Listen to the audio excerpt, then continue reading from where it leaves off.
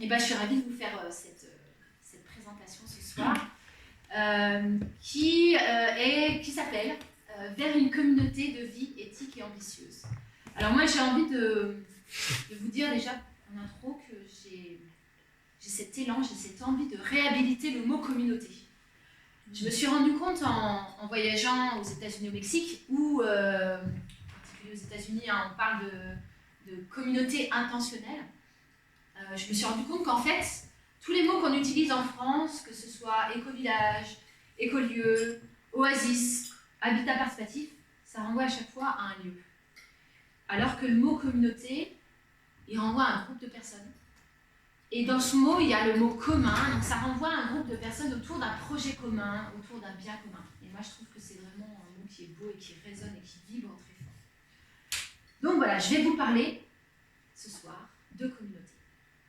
D'abord, je vais me présenter. Donc, je suis belgicaine. Je vis depuis 11 ans dans un habitat participatif au nord de Lyon. On est 7 foyers. Nous avons réhabilité un ancien corps de ferme en centre-bourg. C'est beaucoup moins grand qu'ici. Et on y vit plutôt bien. Moi, je suis d'origine de formation ingénieur. J'ai beaucoup développé les énergies renouvelables, travaillé dans l'efficacité énergétique des bâtiments, etc. Et depuis 2018, donc, j'accompagne des collectifs à la fois sur la création de leurs projets, mais également et de plus en plus sur l'amélioration du vivre ensemble, donc tout ce qui va être autour de la gouvernance, autour de la transformation des conflits, autour de réflexion, autour de la différence d'engagement, etc. J'ai écrit un livre qui s'appelle Les clés de l'habitat participatif. J'ai une chaîne YouTube, voilà, j'ai fait un TEDx, tout ça, si vous voulez aller voir. Et il se trouve que l'année dernière, donc en 2023, de juillet à décembre, je suis partie en voyage avec mon mari et mes enfants pour visiter des communautés intentionnelles aux États-Unis et au Mexique. Et pourquoi les États-Unis? Alors franchement, si on avait dû choisir un pays à aller visiter, on n'aurait jamais choisi les États-Unis.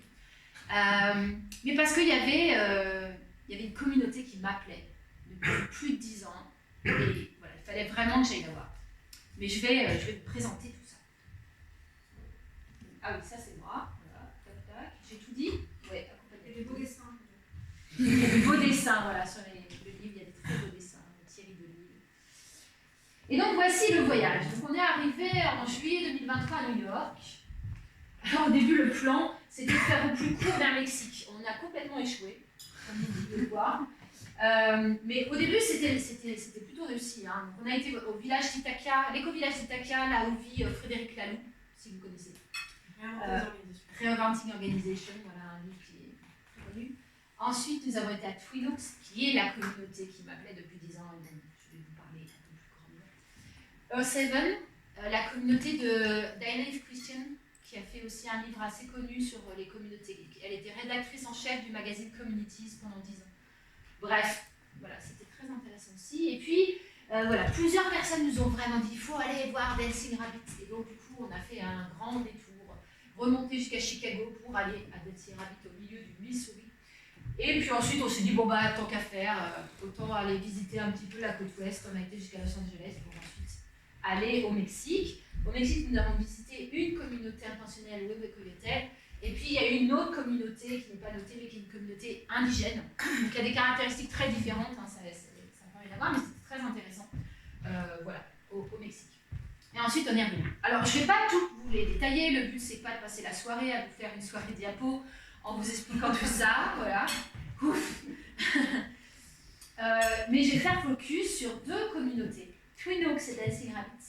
Parce que c'est à la fois mes communautés coup de cœur et à la fois parce qu'elles sont extrêmement différentes dans leur manière de faire. Et en vrai, je ne vais pas vous en présenter deux, mais je vais vous en présenter trois. Et la troisième étant les Choulans, c'est-à-dire la communauté où je vis. Et c'est parti pour Twin Oaks. Alors Twin Oaks, voici un peu les caractéristiques de Twin Oaks. 90 personnes y vivent. Grosso modo, ça oscille un petit peu, mais voilà, c'est en tout cas une grosse communauté. Elle existe depuis 1967. Ça fait un paquet de temps. 57 ans que ça existe. Pour vous expliquer un petit peu rapidement la création de cette communauté, et c'est une histoire assez incroyable, parce que faut vous imaginer, dans les années 70, il y avait tous les mouvements hippies qui créaient des communautés avec cette recherche de retour à la Terre et tout ça, alors que Twin Oaks, c'est pas du tout ça. Twin Oaks, c'est basé sur un livre qui s'appelle Walden 2, lui-même basé sur Walden et la vie sauvage de Thoreau, qui a été écrit par un homme qui s'appelle Skinner et qui est un scientifique des sciences comportementales. Et ce gars, il a créé un roman basé sur tout ce qu'il connaissait des sciences comportementales et il a imaginé un collectif. Il n'a jamais vécu en collectif, il ne connaît absolument rien des collectifs, il a juste imaginé un truc en mélangeant voilà, tout ce qu'il savait des sciences comportementales. Et donc il a écrit ce bouquin d'abord en 1945, ça n'a pas pris, et dans les années 60, il l'a republié, là ça fait écho. Et du coup, il a organisé des conférences, des meetings, et c'est lors d'un de ces meetings qu'une bande de personnes de Washington, originaires de Washington, donc plutôt des intellectuels que des hippies, se sont dit « Banco, on va le faire ». Et donc Twin Oaks est né comme ça, c'est-à-dire qu'en fait, toutes les règles ont été appliquées telles que c'était posé dans le livre. Et après, ils se sont rendus compte qu'il y avait 2-3 choses qui n'étaient pas très ajustées. Voilà, je ne rentrerai pas trop dans les détails, mais il y avait des choses qui étaient un petit peu spé, et du coup, ils les ont adaptées. Mais voilà, c'est quelque chose qui est assez intéressant et qui fera écho à ce que je vous raconterai à la fin de cette conférence. C'est une communauté égalitaire. Alors ça, c'est très intéressant. C'est vraiment très important pour eux et c'est en lien avec la dernière phrase, la 42 heures par semaine. En gros, c'est une communauté en partage de revenus et d'activités. Et ils doivent tous travailler pour la communauté, 42 heures par semaine. Dans ces 42 heures sont inclus à la fois le temps de travail rémunéré et le travail domestique. Donc, faire le ménage, faire à manger, emmener les enfants à l'école, l'école à l'intérieur, faire l'école à l'intérieur de la communauté, garder les enfants en bas âge, etc., etc. Tout est inclus dans ces 42 heures. Donc, en vrai, ils ont beaucoup plus de temps libre que nous, même si on travaille à 35 heures. Et les activités rémunératrices qu'ils ont, voilà, historiquement, ils ont une activité artisanale de fabrication de hamacs. Ils ont une usine de tofu dans la communauté, donc c'est assez incroyable. Et ils font de l'empaquetage de graines, ils font des petits sachets de graines, donc ils pèsent les graines et les empaquettent. Ils ont quelques autres activités. Et donc voilà, il faut vraiment vous dire qu'il y a quelque chose d'assez fort dans cette communauté, c'est cet esprit égalitaire, c'est-à-dire que tout le monde travaille le même d'heures, tout le monde gagne la même somme, $100 à peu près, $100 par mois. Voilà. Et tout est fourni, c'est-à-dire ils sont logés, nourris, ils ont accès à des services, ils ont accès à des véhicules, ils ont accès à tout plein de choses. Les $100 par mois, c'est pour se payer les trucs qui ne sont pas inclus, c'est-à-dire en gros forfait de téléphone, chocolat, café, clope, etc. Voilà, voyage. Chacun a une chambre, donc seulement une chambre, tout le reste est mutualisé. Voilà, partage de revenus et d'activités, ça je vous ai dit. Le truc est assez incroyable, je vous dis 42 heures. Et après, dans les 42 heures, ils choisissent ce qu'ils font dans ces 42 heures, chaque semaine pour la semaine d'après. Et ils peuvent tourner tout le temps. Parmi toutes les activités qui sont proposées à Twin Oaks, on choisit ce qu'on veut faire la semaine d'après. Et donc, toutes les semaines, on remplit nos vœux, et puis c'est mis dans un calendrier, et puis on a donc une liste de tâches. Mais on peut parfaitement dire, bah, moi, je ne veux jamais démarrer avant 10 heures, ou je veux me faire 2 jours off, mais je choisis quand, ou alors, tiens, ça me dirait bien de faire une soirée entière avec des copains, empaqueter des graines. Enfin, on choisit vraiment ce qu'on veut, on peut remplir les choses comme on veut dans son emploi du temps. En vrai, les vieilles personnes, elles travaillent aussi 42 heures.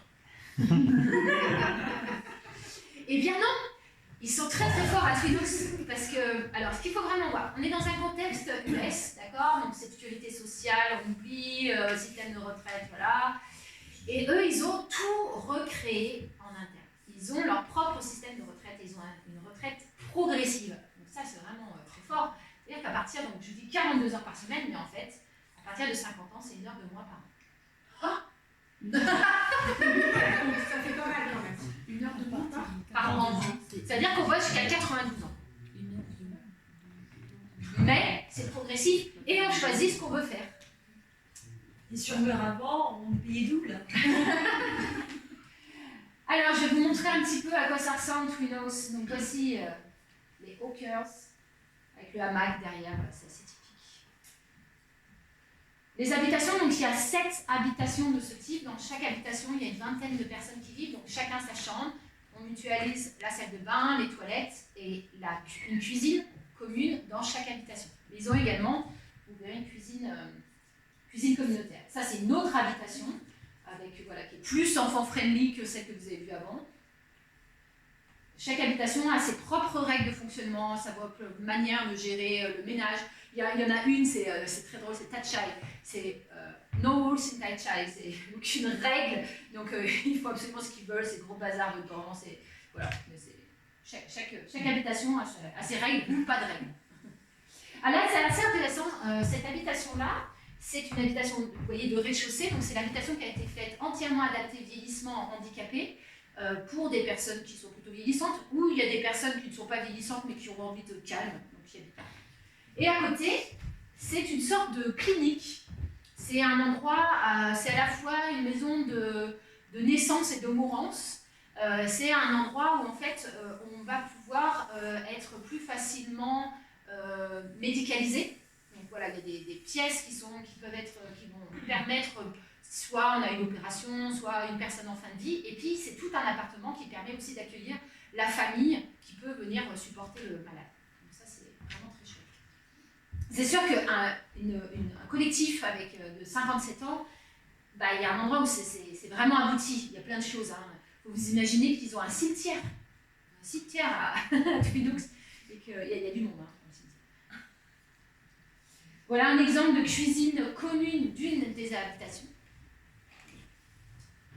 Les espaces communs, donc là vous avez l'espace restauration commun, donc elle est super sympa cette table, elle est géniale, on peut s'asseoir dedans et à l'extérieur. Voilà, donc il y a un restaurant commun, voilà, avec une cuisine commune très grande. Ça c'est leur tableau, alors ils aiment beaucoup le papier à Twin Oaks, c'est leur tableau des informations. Le principe c'est qu'on glisse à gauche le papier, et puis on pousse petit à petit à droite, puis quand on n'a plus de place, on regarde tout à droite si c'est encore à jour, et on vire, tac, tac, tac. Et voilà, petit à petit, on décale. Les gens, quand ils viennent, ils regardent toujours ce qui se passe à gauche de nouveau. Ouais, ils ont aussi un tableau, voilà, il y en a plein des tableaux, ils ont aussi un tableau du jour, et du coup, les informations qui sont aujourd'hui, enfin, tel jour c'est mon anniversaire, hop, ils le prennent et ils le mettent sur le tableau du jour. Comme ça, si on n'a pas trop de temps, on regarde juste le tableau du jour. Voilà un exemple donc, de tableau pour remplir ces demandes. Donc, vous voyez, on va pouvoir dire, par exemple, là, c'était Kelpi qui avait rempli, voilà, elle veut faire donc unicorn, ça c'est la garderie, là, elle fait la vaisselle, etc. Puis là, elle dit, bon, bah voilà, là, c'est pris chez le dentiste, etc. Et ici, elle note, bah tiens, j'aimerais bien faire garderie, machin, office, bureau, nanana. Et, voilà, elle dit, bah là, je vais faire la vaisselle avec Kinan, par exemple. Donc, elle écrit ça, et la personne qui compile tous les emplois du temps va aller mettre ça dans le calendrier. Ouais, il y a une question. Toutes les tâches ne sont pas à la carte. C'est vrai. Toutes les tâches ne sont pas à la carte. Ils sont obligés de faire un service vaisselle de 2 heures par semaine. Et sinon, c'est... La personne qui compile, c'est toujours un homme ? C'est 3 personnes qui font.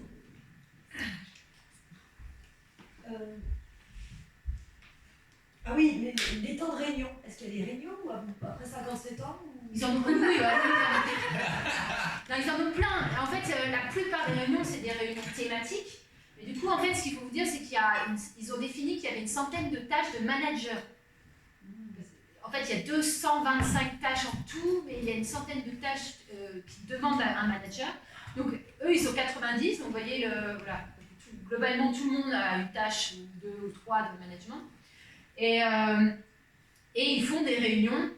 Donc ça peut être soit c'est une toute petite tâche et je gère tout seul et voilà, je fais mon truc, mais en général ils sont un petit groupe. Par exemple le maraîchage, il faut un petit groupe et ils décident du plan, du machin. Et en fait, ce qui est très intéressant, non, je ne vais pas le dire maintenant, je le dirai plus tard.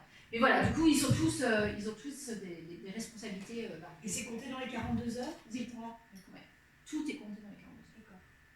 Ils sont très forts. C'est un peu la blague aux États-Unis. C'est est-ce que ça rentre dans les 42 heures? Enfin, c'est vraiment le truc en fait. il faut vous dire que même dans les 42 heures, ils comptent du temps de militance. Donc si vous allez manifester à une manifestation, si Twinnos a reconnu que c'est une thématique importante, ça rentre dans vos 42 heures. Et là, vous y allez pour représenter la communauté, vous n'y allez pas en milieu. Les temps, avec le petit sauna à côté. Une des salles communes, voilà, ils ont des salles communes un peu réparties dans chaque bâtiment a des salles communes. Donc là, c'est au rez-de-chaussée d'un des bâtiments. Et c'est assez rigolo ce petit truc là. Je sais pas comment on l'appelle. Ce canapé. Alors ça, c'est une cabane dans la forêt, cabane de retraite. Donc ils peuvent, en fait, voilà, ils peuvent louer, enfin ils peuvent réserver, ils ne louent pas évidemment, ils peuvent réserver cette petite cabane qui est au fin fond de la forêt, qui est très rudimentaire, mais qui permet, ceux, voilà, quand on ras le bol du collectif, ils vont se faire un petit séjour tout seul dans la forêt. Voilà. Mais ça peut être aussi, un amoureux, une amoureuse vient, et un petit séjour. Des services mutualisés, là.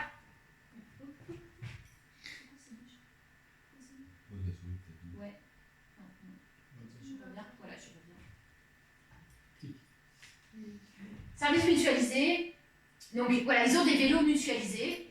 Ça, c'est assez marrant, les vélos mutualisés, parce que il y a quand même, sur les vélos, la possibilité d'à la fois mutualiser ou de ne pas la mutualiser. C'est-à-dire qu'ils choisissent s'ils veulent avoir leur vélo à eux, mais du coup, ils peuvent pas genre, prendre un vélo, le jeter ailleurs, et puis après, beaucoup plus tard, en reprendre un. Enfin voilà, c'est un peu, ça c'est l'intérêt des vélos mutualisés. Si vous connaissez les Vélib, les Vélib, c'est un peu le principe.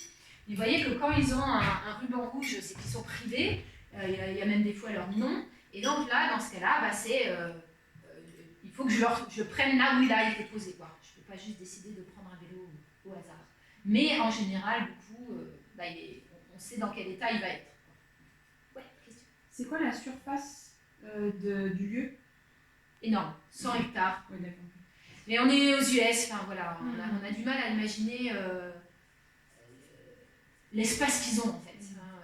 On verra après, on en parlera avec Daxel Rabbit, mais ils sont à 1h30 de la première ville. Enfin, les bâtiments ne sont pas non plus.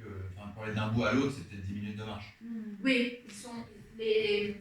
Pour Twinox, c'est vrai aussi pour Daxel Rabbit après, c'est des communautés où globalement les habitations sont assez resserrées. Et après, il y a les champs et après la forêt. Ouais, pour la cabane dans la forêt, c'est pour me faire une idée. Non, c'est 10 minutes à pied. Là, pour vous montrer le système de réservation des véhicules, donc on voit que les petites citadines tournent mieux que les camions et les utilitaires. Et voilà, ils bloquent des créneaux comme ça permet de voir assez rapidement où se situent les trous et ils ont un classeur à côté. C'est quoi le numéro? C'est le nombre d'heures. Tu vois, 3 c'est petit, 4, 5, 6. Tu réserves par créneau. Et c'est quoi 6 mais il y a des jours. Les 6 bleus. Ah non, c'est 6 la heures. journée. C'est une journée. Là, Ça, c'est une journée, ça. c'est une C'est journée. une journée. C'est des heures là, 6, 7, 8, 9, 10. Ah, c'est les heures d'accord. Ok, d'accord. Là, c'est juste une journée. C'est le 6. La journée en cours. Ouais, mais du coup, ils en ont qu'un par jour ou ils ont l'anticipé? En fait, ça permet que le jour J, si tu te pointes à l'office et que tu dis j'ai besoin d'un véhicule, lequel est dispo? Voilà, Mais comment tu le réserves avant? tu as un classeur en bas. Ok. Avec, tout le Ah oui, tu réserves un Oui, classeur c'est- et après le jour J, c'est mis sur le tableau. C'est mis sur le tableau et comme ça, tu vois tout de suite apparaître les trous. Bien. Voilà, donc là, on voit qu'il n'y a pas beaucoup de trous. Hein. Ça y est. Petit Freddy, vous avez moi, vous avez dit je pouvais acheter de la peinture à tableau. Ça, c'est la friperie communautaire. Ça, c'est magique. Ça, c'est. Le deuxième va acheter des trucs. Hein. Ouais, là, ça, c'est vraiment génial. Et alors, ils ont un système, c'est incroyable, hein, parce que comme ils veulent que tous les habits qui sont dans la friperie soient propres, et que je pense qu'il y en avait peut-être certains qui les lavaient plus ou moins bien, et les remettaient, ou ne se rappelaient plus qu'ils ne les avaient pas lavés, bref. On ne peut pas ranger les habits dans la friperie, on les met automatiquement dans la laverie. Et du coup, il y a même des gens qui n'ont pas de garde-robe chez eux. C'est-à-dire, ils prennent quelques fringues pour la semaine, ils les mettent, et puis hop, ils les déposent à la laverie, ils remontent, ils se remettent, voilà, et puis ils reprennent les nouvelles fringues. Enfin, globalement, c'est plutôt chacun se fait sa petite garde-robe pour l'été, pour l'hiver, et puis ça tourne et on remet, mais c'est très drôle. Moi, j'ai pris des robes, et puis les gens, ils étaient là. Des femmes plutôt. Ah, mais je je la connais cette robe, c'était la mienne, ah, oui, je l'avais l'année dernière. Du coup, c'est assez sympa. Du coup, c'est une penderie commune. C'est une penderie commune.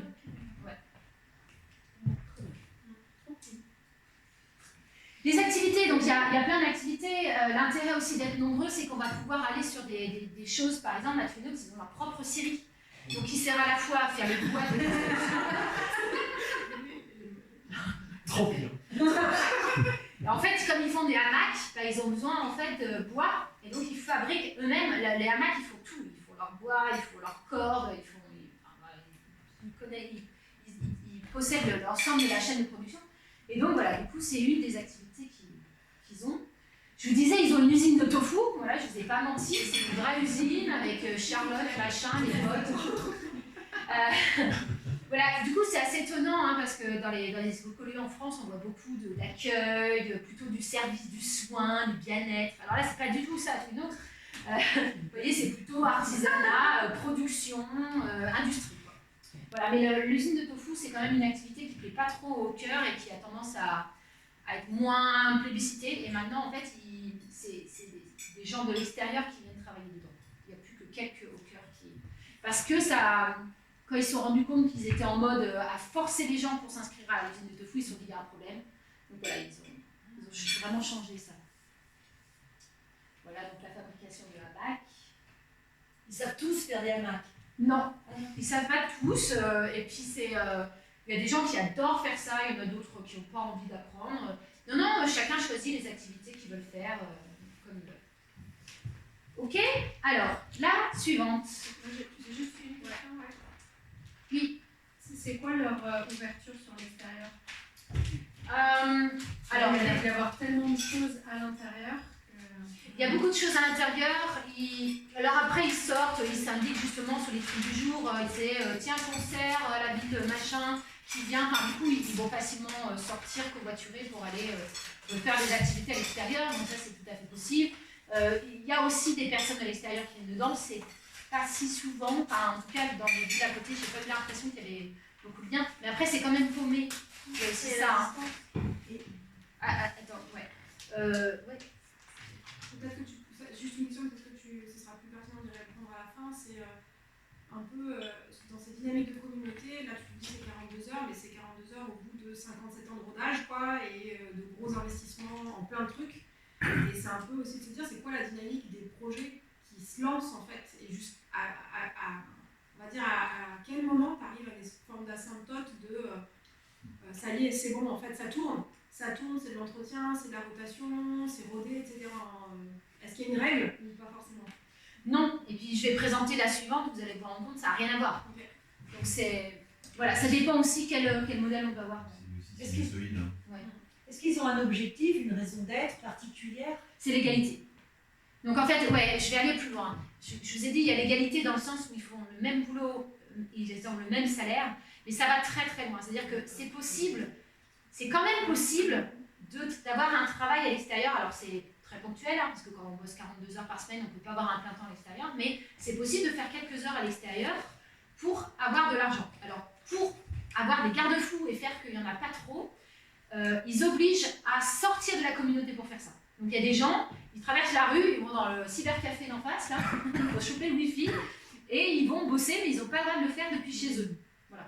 Et quand ils gagnent de l'argent pour ça, ou alors quand ils ont un petit chèque Noël, ou alors un héritage de la famille, ils peuvent s'acheter des choses qui rentrent dans leur chambre, ou en voyage. Ils n'ont pas le droit, par exemple c'est absolument interdit à Twinox de s'acheter un manteau de fourrure, d'avoir un super vélo, d'avoir un truc qui est un signe de richesse ostentatoire. C'est pas ok. Et en fait, du coup, ça lisse le niveau social de la population. Ils sont tous au même niveau social. Ils bossent le même temps, ils gagnent la même somme. Du coup, c'est vraiment intéressant. Et pour eux, il y a vraiment quelque chose de l'ordre, il faut vous dire, hein, il y a énormément de choses qui appartiennent à la communauté. Les véhicules, le lieu, tout appartient à la communauté, même les habits, la friperie, enfin, la notion de propriété, elle ne veut plus rien dire en fait dans ce collectif. Pour vous imaginer, on a rencontré une femme qui venait d'Iran, une migrante. Elle est arrivée, elle a changé de nom, elle est arrivée avec ses petites valises. On lui dit voilà ta chambre, voici où tu manges, voilà aussi tu travailles, et on peut se reconstruire. On n'a pas besoin d'apport financier. C'est assez incroyable comme communauté. Je prends une dernière question et après j'annonce. Non, c'est pas grave, c'est juste pour... Est-ce que du coup, ils ont... C'est quoi leur tenant? Enfin, est-ce qu'ils ont beaucoup de turnover ou pas? C'est quoi beaucoup?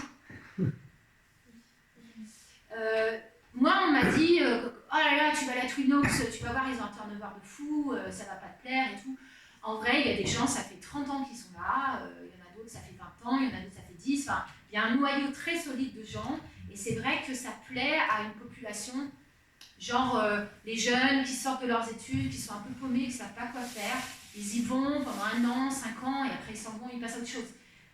Mais j'ai envie de dire, est-ce que c'est un mal? Donc il y a effectivement une population très jeune, qui tourne beaucoup, et il y a des personnes plus vieillissantes. En gros, il y a un âge où, en gros, soit tu sors, soit tu restes à vie. Il faut se dire ça, c'est-à-dire que c'est très difficile de sortir de Twin Oaks. On ne peut rien capitaliser. Et donc, si on sort à 40 ans, faut se dépêcher de mettre de l'argent de côté pour se payer une retraite, parce que sinon, c'est chaud. Donc, il y a une petite bascule, là, autour de 50 ans. Si tu décides pas de partir, tu restes à vie. Enfin, tu restes à la fin de ta vie. Donc, voilà, il y a des personnes âgées, c'est sûr, elles vont y rester. Enfin, voilà, on ne peut plus faire autrement. Ok. Alors, next, Dancing Rabbit. Autre style. Voilà, génial. Les lapins dansants. Alors là, on est sur une communauté de 40 personnes. Ils sont montés jusqu'à 80, mais voilà, ils sont redescendus à 40. Ça existe depuis 1997. Là, on est sur une toute autre philosophie, donc on n'est pas en partage de revenus et d'activités. Donc chacun doit se débrouiller pour trouver ses sous. Mais on est au fin fond de nulle part, dans le Missouri. Donc je disais 1h30 de la première ville, race campagne. Voilà, donc les activités, ça va être soit des activités de personnes qui peuvent avoir une activité en distanciel, soit il y a des personnes qui arrivent à bosser 1 mois ou 2 et revenir, y vivre. Soit des personnes qui ont accumulé pas mal d'argent.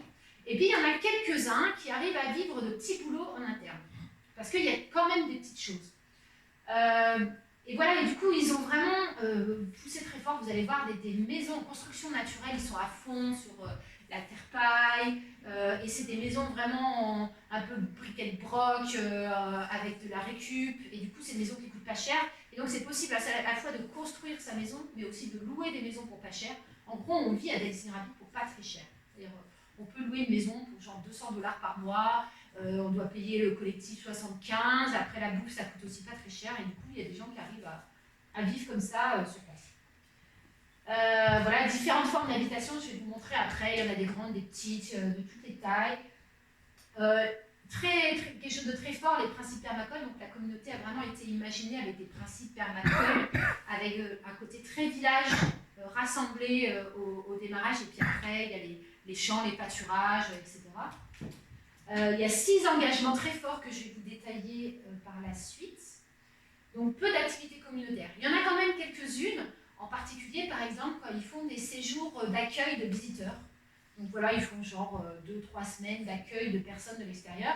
Et dans ce cas-là, il faut quelqu'un pour faire à manger, il y a quelqu'un pour donner un peu des cours pour leur expliquer. Donc ça, ces personnes-là vont être payées par la communauté grâce à l'argent qui rentre des visiteurs. Et vous verrez, il y a une espèce de petit hôtel dans la communauté pour ça. Et voilà, quelque chose qui est très fort à Dancing Rabbit, c'est des modes de coopération à géométrie variable. C'est-à-dire qu'il y a quelqu'un qui va dire, tiens, j'ai envie de construire un sauna. Alors, ça c'est un cas réel, mais le gars il s'est dit, tiens, moi c'est bon, je vais le construire moi-même. Mais par contre, j'ai besoin de créer un collectif d'usagers pour payer le bois, pour l'entretenir, pour lancer, tout ça. Et donc c'est ceux qui ont envie, qui collaborent, qui cotisent pour payer le bois, etc. Mais du coup, ça n'a pas besoin que ce soit toute la communauté. Et du coup, voilà, ils font des petits rassemblements comme ça, pour s'acheter des trucs, pour se développer une nouvelle activité ou des choses. On va le voir en photo. Donc ça, voilà, des photos. Non, oui. Je peux pas. Alors, les 6 engagements. Donc, je vais vous les traduire. Ah oui, interdiction d'avoir des véhicules individuels. Ça, c'est très fort aux US. Il y a même des gens qui ne veulent pas aller dans cette communauté à cause de ça. Mais voilà, du coup, ils ont des véhicules partagés et c'est absolument interdit. Il faut que tu vendes ta voiture individuelle Voilà. C'est parce que assez drôle, c'est qu'ils mettent un cheval et un vélo, mais du coup, c'est aussi ça. C'est-à-dire, il n'y a même pas le droit à un vélo individuel. Pas d'usage d'énergie fossile. Alors ça, c'est très fort. Il se trouve que c'est une communauté qui a tenté de faire leur biocarburant. Alors, ils ont échoué. Donc, ils ont quand même l'usage de fossiles pour certains véhicules. Ils ont à peu près la moitié de la flotte en véhicules électriques. Mais voilà, c'est quand même quelque chose d'assez fort. Pour tout le reste, ils n'utilisent pas d'énergie fossile. Bon, en gros, c'est toute la culture, tout est bio, quoi. Tout ce qui est cultivé sur place bio. Ils utilisent des énergies renouvelables. Alors, ils ont des petites éoliennes, mais c'est surtout des panneaux photovoltaïques qu'ils ont. Et justement, comme ils utilisent du fossile, eh ben, ils compensent l'usage de l'énergie fossile par de la production d'énergie électrique. Donc, ils produisent beaucoup plus, enfin, ils produisent plus que ce qu'ils utilisent réellement en électricité. Utilisation de bois local et gestion des déchets sur place. Alors là, c'est très fort parce qu'en fait, je vous disais, ils sont à 1h30 de la première ville. Donc le truc du genre, oui, alors le verre, eh ben, on va le mettre dans le bac le plus proche, ça marche pas bien quand on est loin comme ça, quand on est isolé comme ça.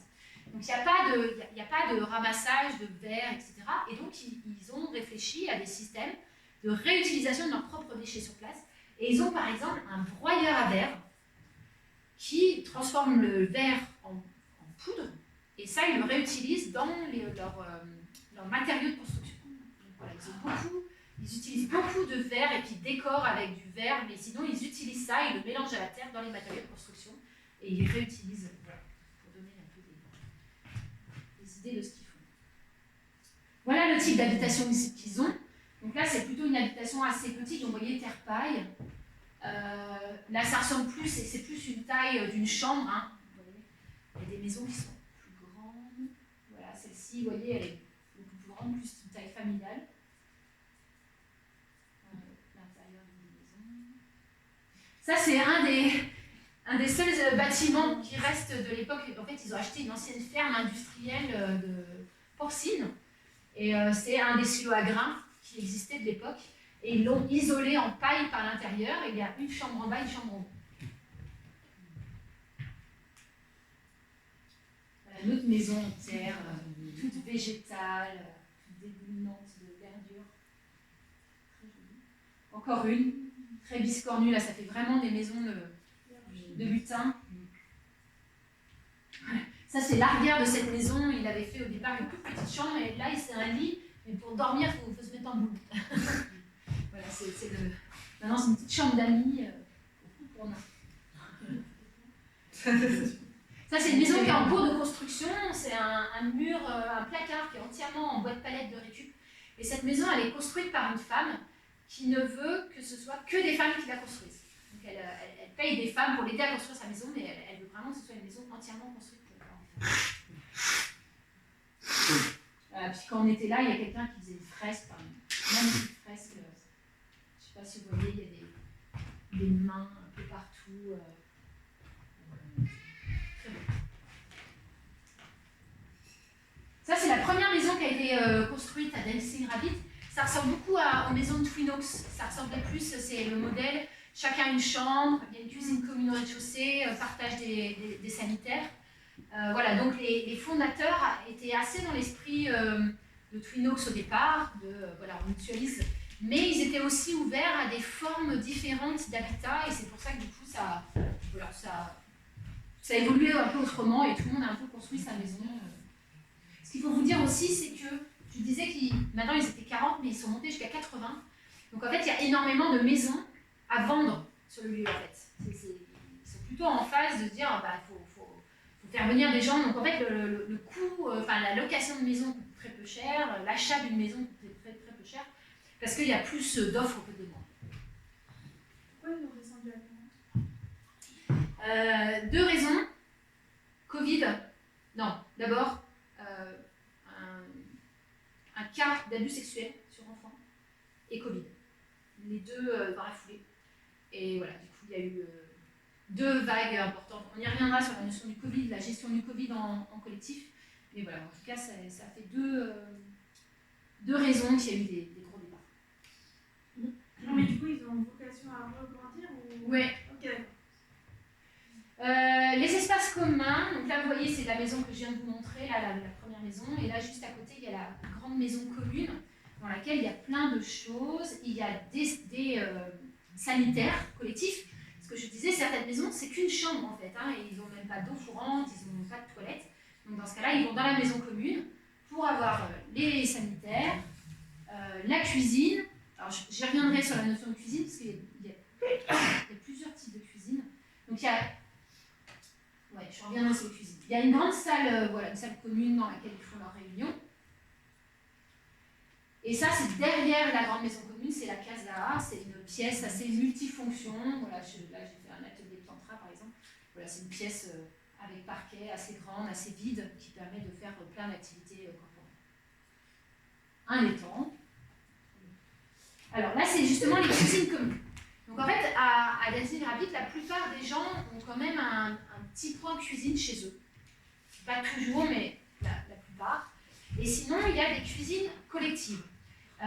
Et c'est pas une seule grosse cuisine collective, c'est une cuisine collective de sous-groupes. Et il y en a plusieurs, et on va les choisir pour plusieurs raisons. Par exemple, celle-ci, c'est à l'intérieur d'une maison, d'une petite maison en terre. Voilà, c'est un peu cosy, un peu sombre. L'alimentation qu'ils y font, c'est végétarien, voire vegan. Donc, voilà.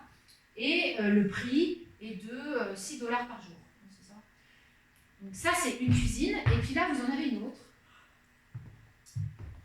Cuisine en extérieur, hyper roots, avec... là, vous avez... on est collé aux fermiers. Donc là, vous avez voilà, les fermiers qui vivent à côté, et eux ils amènent des légumes, ils ont aussi des volailles, des cochons, ils ont plein de... Donc eux ils ont dit bah nous ça sera pas végétarien, parce que nous le but c'est d'écouler aussi notre stock de nourriture. Et donc voilà, c'est une alimentation, on va dire flexitarienne, c'est pas non plus la fête du slip avec de la viande à tous les repas, hein, on n'est pas du tout là-dessus.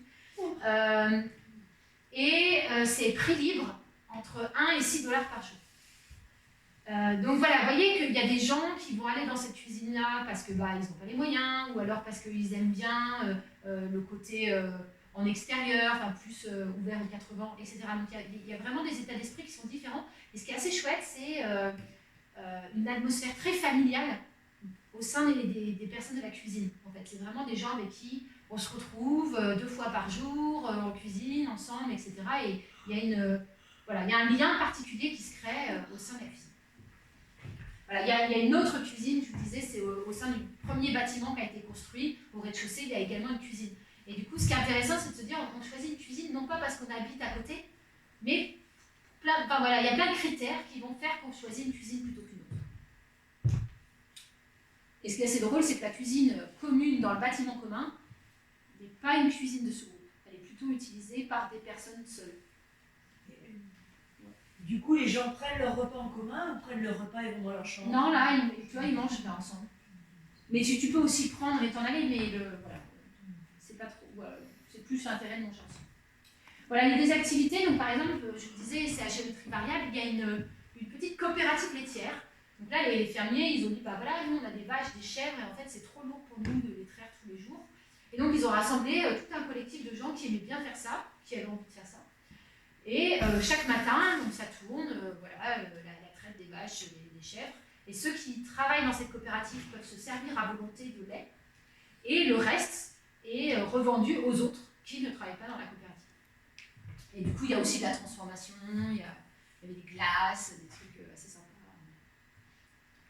Voilà, il y a un petit, alors comme on est très loin de tout magasin, ils se sont fait un petit magasin en interne dans lequel on met les produits de la production laitière.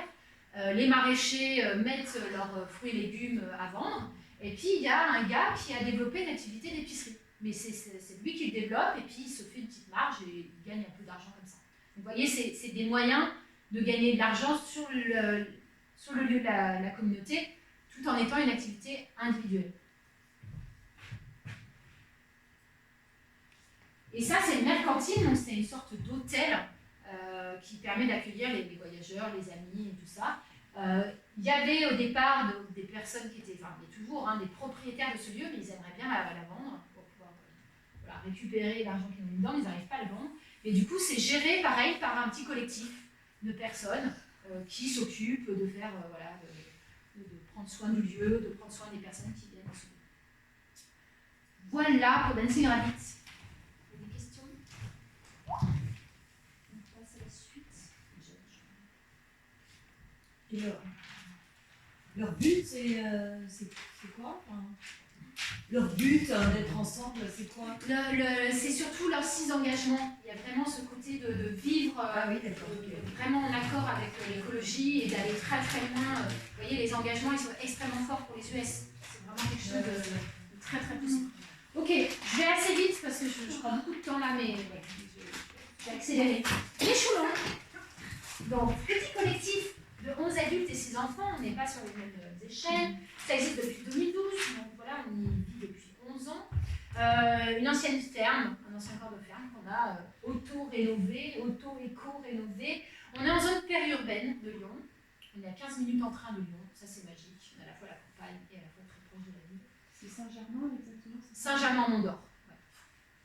Ouais. On a des appartements qui sont plutôt petits. Nous, notre truc vraiment, c'était quelque chose d'assez fort pour nous, c'était de réfléchir à comment diminuer au maximum nos espaces individuels et d'éviter l'étalement urbain, qui encore plus en périurbain est extrêmement problématique. Et donc, on a des appartements qui vont de 45 à 70 mètres carrés. Pour vous donner un exemple, nous, on est dans 65 mètres carrés à 4. Voilà, donc c'est assez réduit. Des achats alimentaires en commun, ça je vous l'explique un petit peu plus loin. On a beaucoup d'espaces communs. En général, les habitats participatifs, donc plutôt milieu urbain, sont à 10 voire 20% d'espaces communs. Nous, on est à 45. Et on fait pas mal d'événements culturels, voilà, où on invite nos voisins, etc. Voilà quelques photos. Voici le paysage en face de chez nous. Donc c'est une tour classée du XIIe siècle. Pour montrer un peu notre environnement. On a des véhicules partagés. Là, c'était un van 9 places qui nous permettait de faire les trajets scolaires. Heureusement, il a été planté. J'aime bien cette photo. Voici notre collectif. Là, c'était la fête de nos 10 ans. Voici les choux. Les habitants des choux, sont les choux. Et voici la maison de devant. Non. Il y a une maison en pierre et une grange en pisé. Donc là, on voit la maison en pierre à droite, la grange en pisé, et ça fait un U. Voilà, une petite cour intérieure avec un bel arbre au milieu. Bon, là, on était en plein travaux, hein, c'est un peu le bazar.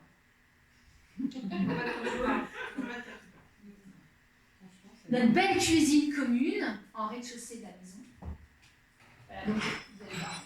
Alors voilà, un petit élément sur. On a une cuisine commune et une des particularités au Choulans, c'est que tous nos achats alimentaires se font en commun. Donc on est organisé pour tout acheter en commun.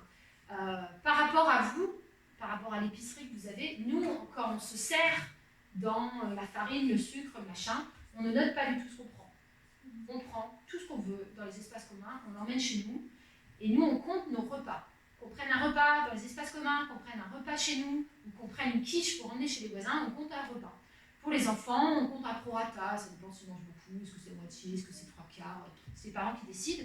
Et donc, on a un tableau Excel qu'on doit rendre tous les 3 mois avec tac, tac, tac, le nombre de repas qu'on a pris.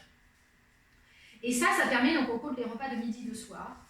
On ne compte pas les goûters, les petits-déj, et on ne compte pas non plus la lessive, les produits d'entretien, tout ça, tout est inclus là-dedans, et du coup on aime bien, ça fait un certain lâcher-prise.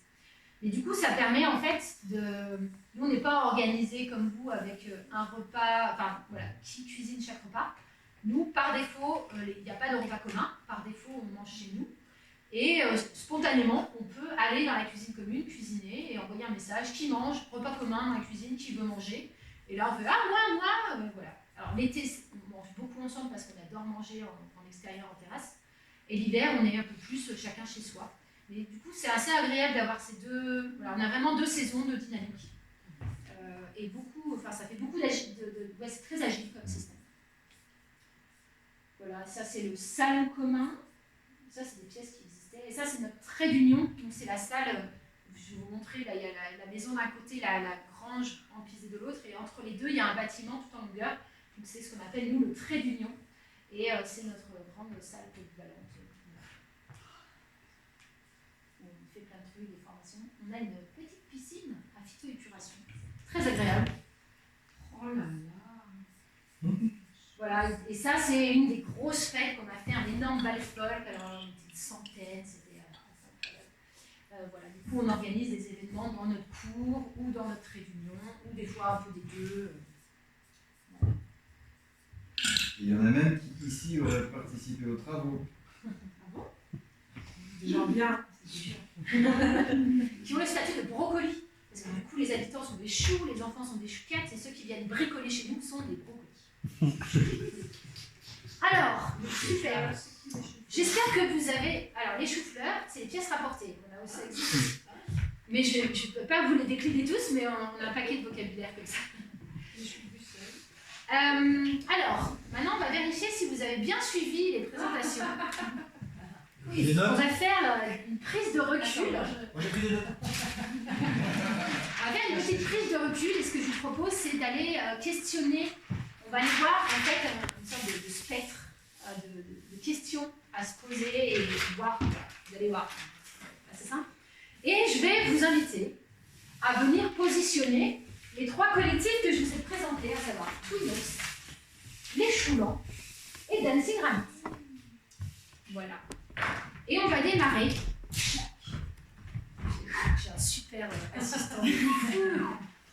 Un assistant de fou. Attends, je dessine. La première question. Wow. La première question à se poser, c'est sur la notion de mission. Et du coup, moi, la chose que j'ai vraiment pu voir dans ces communautés aux États-Unis, c'est cette ambition dans la mission. Et donc, voilà, il y a trois questions en lien à ça. La première, c'est qu'est-ce qui guide le projet? Est-ce que c'est la mission, le projet sociétal, voilà, ce truc qui porte? Ou est-ce que c'est le confort, la qualité de vie, j'ai envie de bien vivre, bien poser, etc. La deuxième, c'est quel rapport au mainstream? Mainstream, ça va, c'est la société dominante. Voilà, c'est le mot anglais que j'ai gardé, mais voilà, en gros, société dominante, société de consommation, etc. Système, quoi. Le système, voilà. Le système. Voilà, quel rapport au système. Donc voilà, est-ce qu'on est dans le mainstream? Est-ce qu'on est radical? Est-ce qu'on est en opposition? Ou est-ce qu'on est un peu au milieu, genre on flirte avec, on en prend un peu ce qu'on veut, on l'utilise, voilà.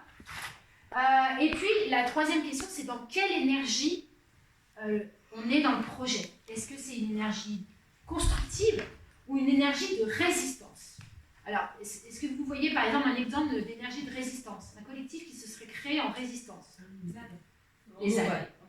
Voilà, ouais. Notre-Dame-des-Landes, par exemple, c'est vraiment créé au départ en résistance. Ok, est-ce qu'il y aurait une personne volontaire pour aller nous placer les communautés sur ces trois choses?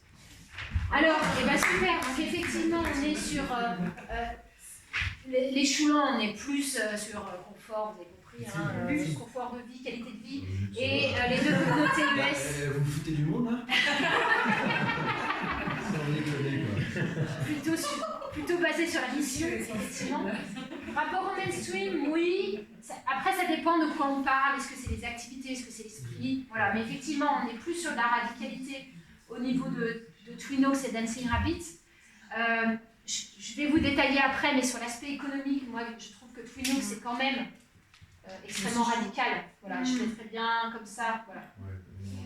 Alors, l'énergie, ça, c'était un peu un piège, parce qu'en vrai, pour moi, c'est assez clair qu'ils sont tous les trois en construction. C'est-à-dire qu'il n'y en a aucun qui s'est vraiment créé dans une résistance comme une ZAD où on est contre quelque chose, mais ils ont vraiment cet élan de construire quelque chose de beau, de grand, d'innovant, etc. Je me suis dit ça parce qu'ils sont dans un espèce de 100 hectares, tu vois, genre paumés dans une réserve qu'ils veulent défendre. Je me suis dit, Bah oui, non mais non, c'était pas à défendre. Ouais. Ok, merci. Alors ça c'était la première étape. La deuxième question à se poser, c'est le modèle économique. Je vais cacher ça. Alors, modèle économique, il y a deux questions, il y a deux axes. Il y a sur les aspects, les activités et les revenus. Donc, les revenus, c'est soit revenus individuels, soit revenus collectifs. Et les activités, c'est soit des activités individuelles, soit partagées. Qui se sent de venir placer Alors attends, donc les revenus étaient collectifs et les activités étaient partagées. Yes. Ouais, facile. Fonction linéaire, fonction affine, moi je maîtrise à fond ça. C'est la terminale L, ça. Alors les lapins, ils avaient des revenus individuels et des activités individuelles, à tendance collective, semi-partagée.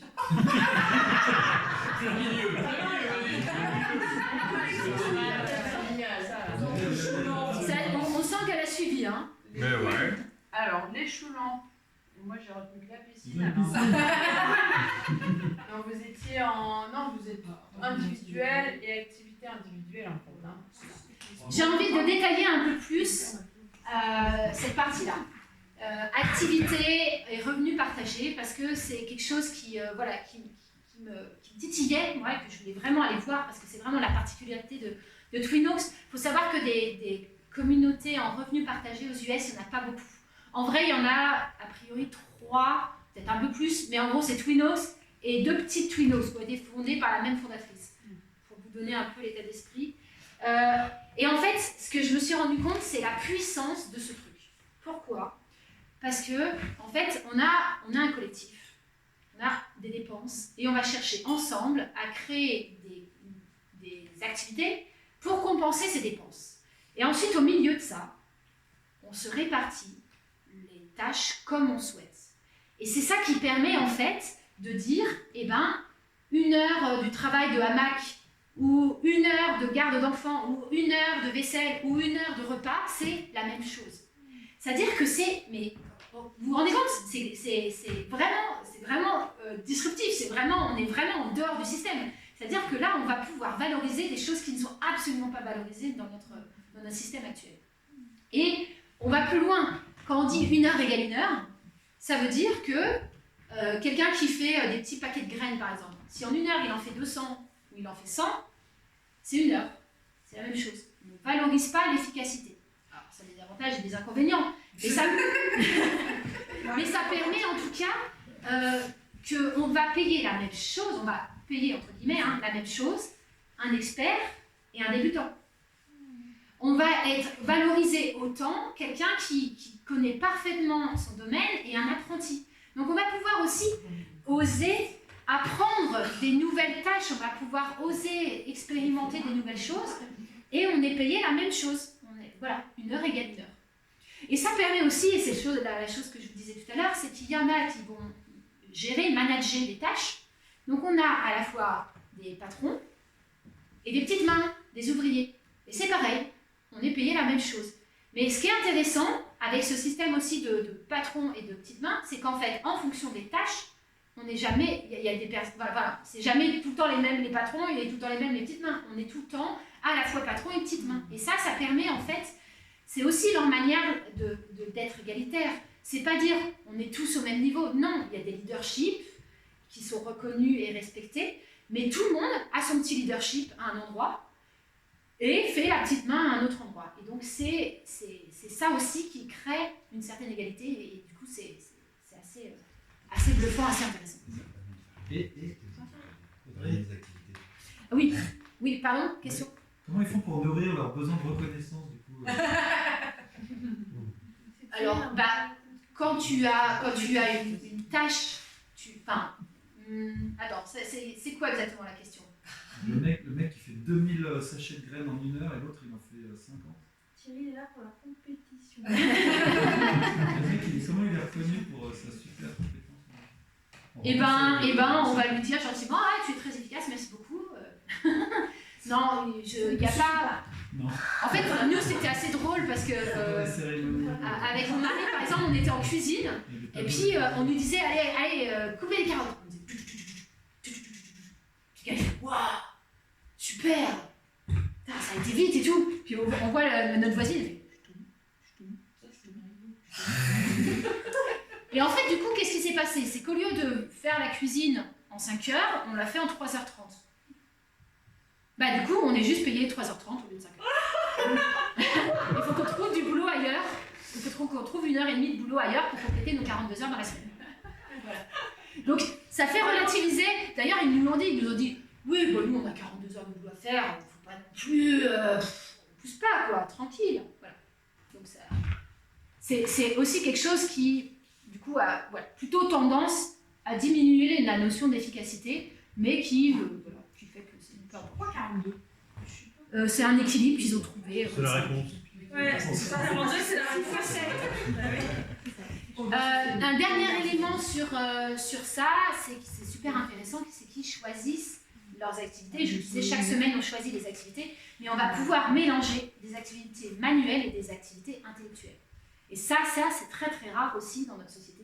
Et on va pouvoir avoir à la fois de l'activité au jardin, de l'activité en extérieur, en intérieur, des choses du ménage, de la garde d'enfants, de la compta. Voilà. On va pouvoir mélanger tout ça. Ça, c'est assez bluffant. Est-ce qu'il y a d'autres choses que j'ai oublié de vous dire? Et il y a une autre question en lien à ça. Une autre question en lien à ça, c'est la question de la taille. Quelle est la taille de la communauté? Est-ce qu'on est sur un modèle? C'est pas la taille qui compte, on l'a déjà dit. Si, elle compte là. Alors, est-ce qu'on est sur un modèle familial ou un modèle village? Donc, effectivement, on est sur 7 familles, 40 personnes et... Et du coup, ce qui est vraiment intéressant dans le modèle village associé au partage de revenus, et ce qu'on a pu voir à Twinox, c'est que les personnes choisissent ce qu'elles veulent faire. Et la somme de ce que je veux faire fait que les tâches sont remplies. Moyennant le fait qu'on impose la vaisselle. Voilà. Et moyennant, alors moi, quand je suis arrivée à Twinox, ça m'a complètement bluffée, parce que je me suis dit, je pensais que, en fait, que les gens notaient leurs vœux, mais que la personne qui compilait les agendas, à un moment donné, elle disait, allez, je te rajoute un petit truc par-ci, je te rajoute un petit truc par-là. Et pas du tout. Pas du tout. Elle ne rajoute rien en dehors des demandes. Alors, comment on fait coïncider la somme des demandes avec ce que... Il faut savoir que à Twinox, c'est très bien géré. Hein. Ils disent, chaque activité, chaque manager d'une activité dit, moi, à l'année, mon besoin de jour homme, c'est tant, mon budget budgétaire, enfin voilà, ils planifient tout ça. Mais comment on fait coïncider la somme de j'ai envie de faire avec le besoin d'une activité? Moi, ça me bluffe, ça, de dire à un moment donné, ça se rejoint.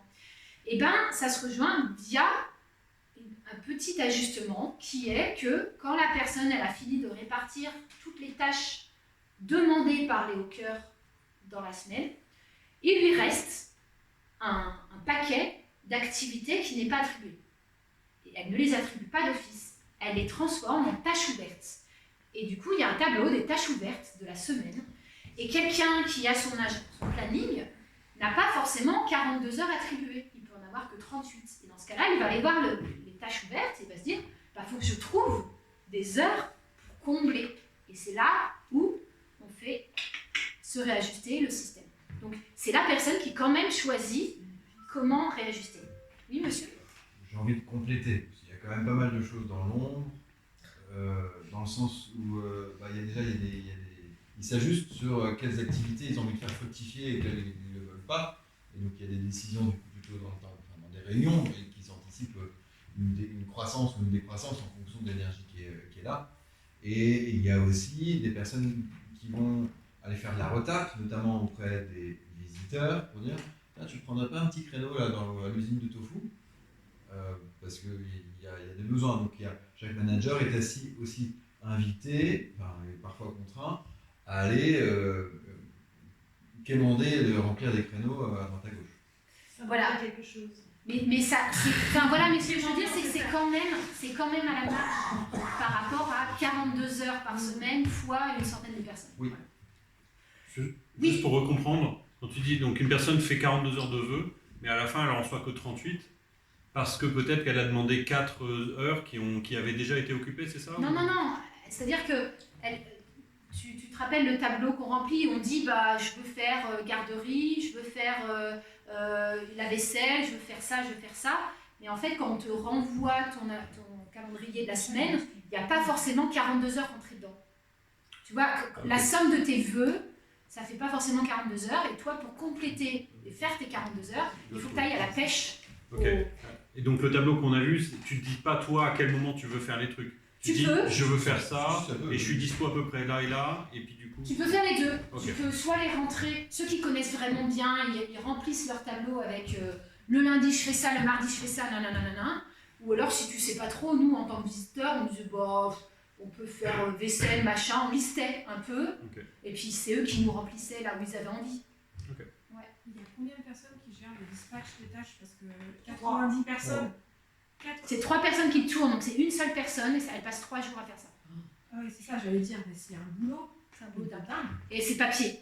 Ouais, C'est tout papier. Dispatcher le planning. Ouais. Et puis il y a des. Enfin, je vous dis pas tout, mais en gros, elle renvoie. Il y a un système d'aller-retour.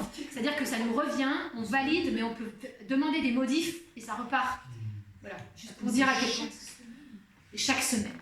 Comme ça fait 42 ans. Ok, allez, je vous propose un petit temps de discussion entre vous. Alors, on va le faire. Non, on va prendre 10 minutes. Je vous propose de faire des groupes de 3 ou 4 pour vous projeter dans le modèle Twinux. Partage de revenus, d'activités, une centaine de personnes. Qu'est-ce que ça vous fait? Comment c'est à l'intérieur? Est-ce que c'est curieux, joyeux, peur, triste, un mélange de tout ça? Voilà, juste pour expérimenter. Je propose de...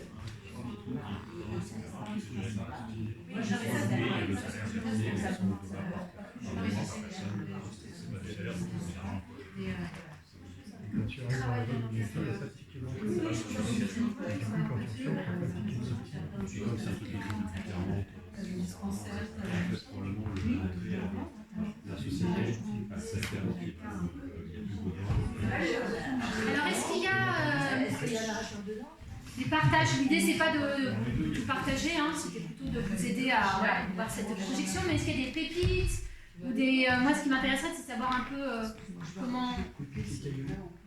comment vous êtes émotionnellement avec cette idée-là. Qu'est-ce qui est venu un peu? C'était quoi la question? Sur Twinux, l'équivalent de Twinux. Oui. Partage de revenus, voilà. C'était ma demande. Hein. Partage de revenus, d'activité, et donc format village. Un peu de peur dans nos petits groupes là. Un peu peur, ouais. Vous saurez dire pourquoi, c'est quoi qui fait peur? La question totalement égalitaire au niveau de, notamment, ce que tu as pu exprimer sur, à partir d'un certain âge, si tu n'as pas capitalisé, alors après, c'est aussi très lié au système américain, mais en fait, tu ne peux plus en sortir parce que tu n'as pas les moyens, donc parce que tu peux te retrouver parfois pris un peu en otage, dans une vie auquel peut-être tu n'aspires plus, mais comme tu t'es tellement coupé de l'extérieur que tu n'es plus en mesure d'y revenir. Ça pose question. Ok, merci. Les groupes là Moi, globalement, c'était un peu la même chose. Dire que tu n'as pas d'économie si tu veux sortir plus tard. Ou quoi, si tu arrives à un âge où tu es bloqué dedans. Ça te plaît du tout. Et pour les enfants aussi, pour la suite, la crainte, elle était là aussi. C'est-à-dire que comment tu offres des études, Hélène disait, comment tu payes des études à tes enfants à l'extérieur, quand tu leur offres La possibilité d'aller voir ailleurs, ne pas les enfermer. Ok. Je ne vais pas rentrer dans des explications, des machins, dans les détails, j'ai envie d'avancer, mais c'était l'idée d'accueillir. Ok. Donc en tout cas, il y a des réticences. Est-ce qu'il y en a que ça enthousiasme? Ah, il y en a. Ouais. Ah, mais c'est pas les plus.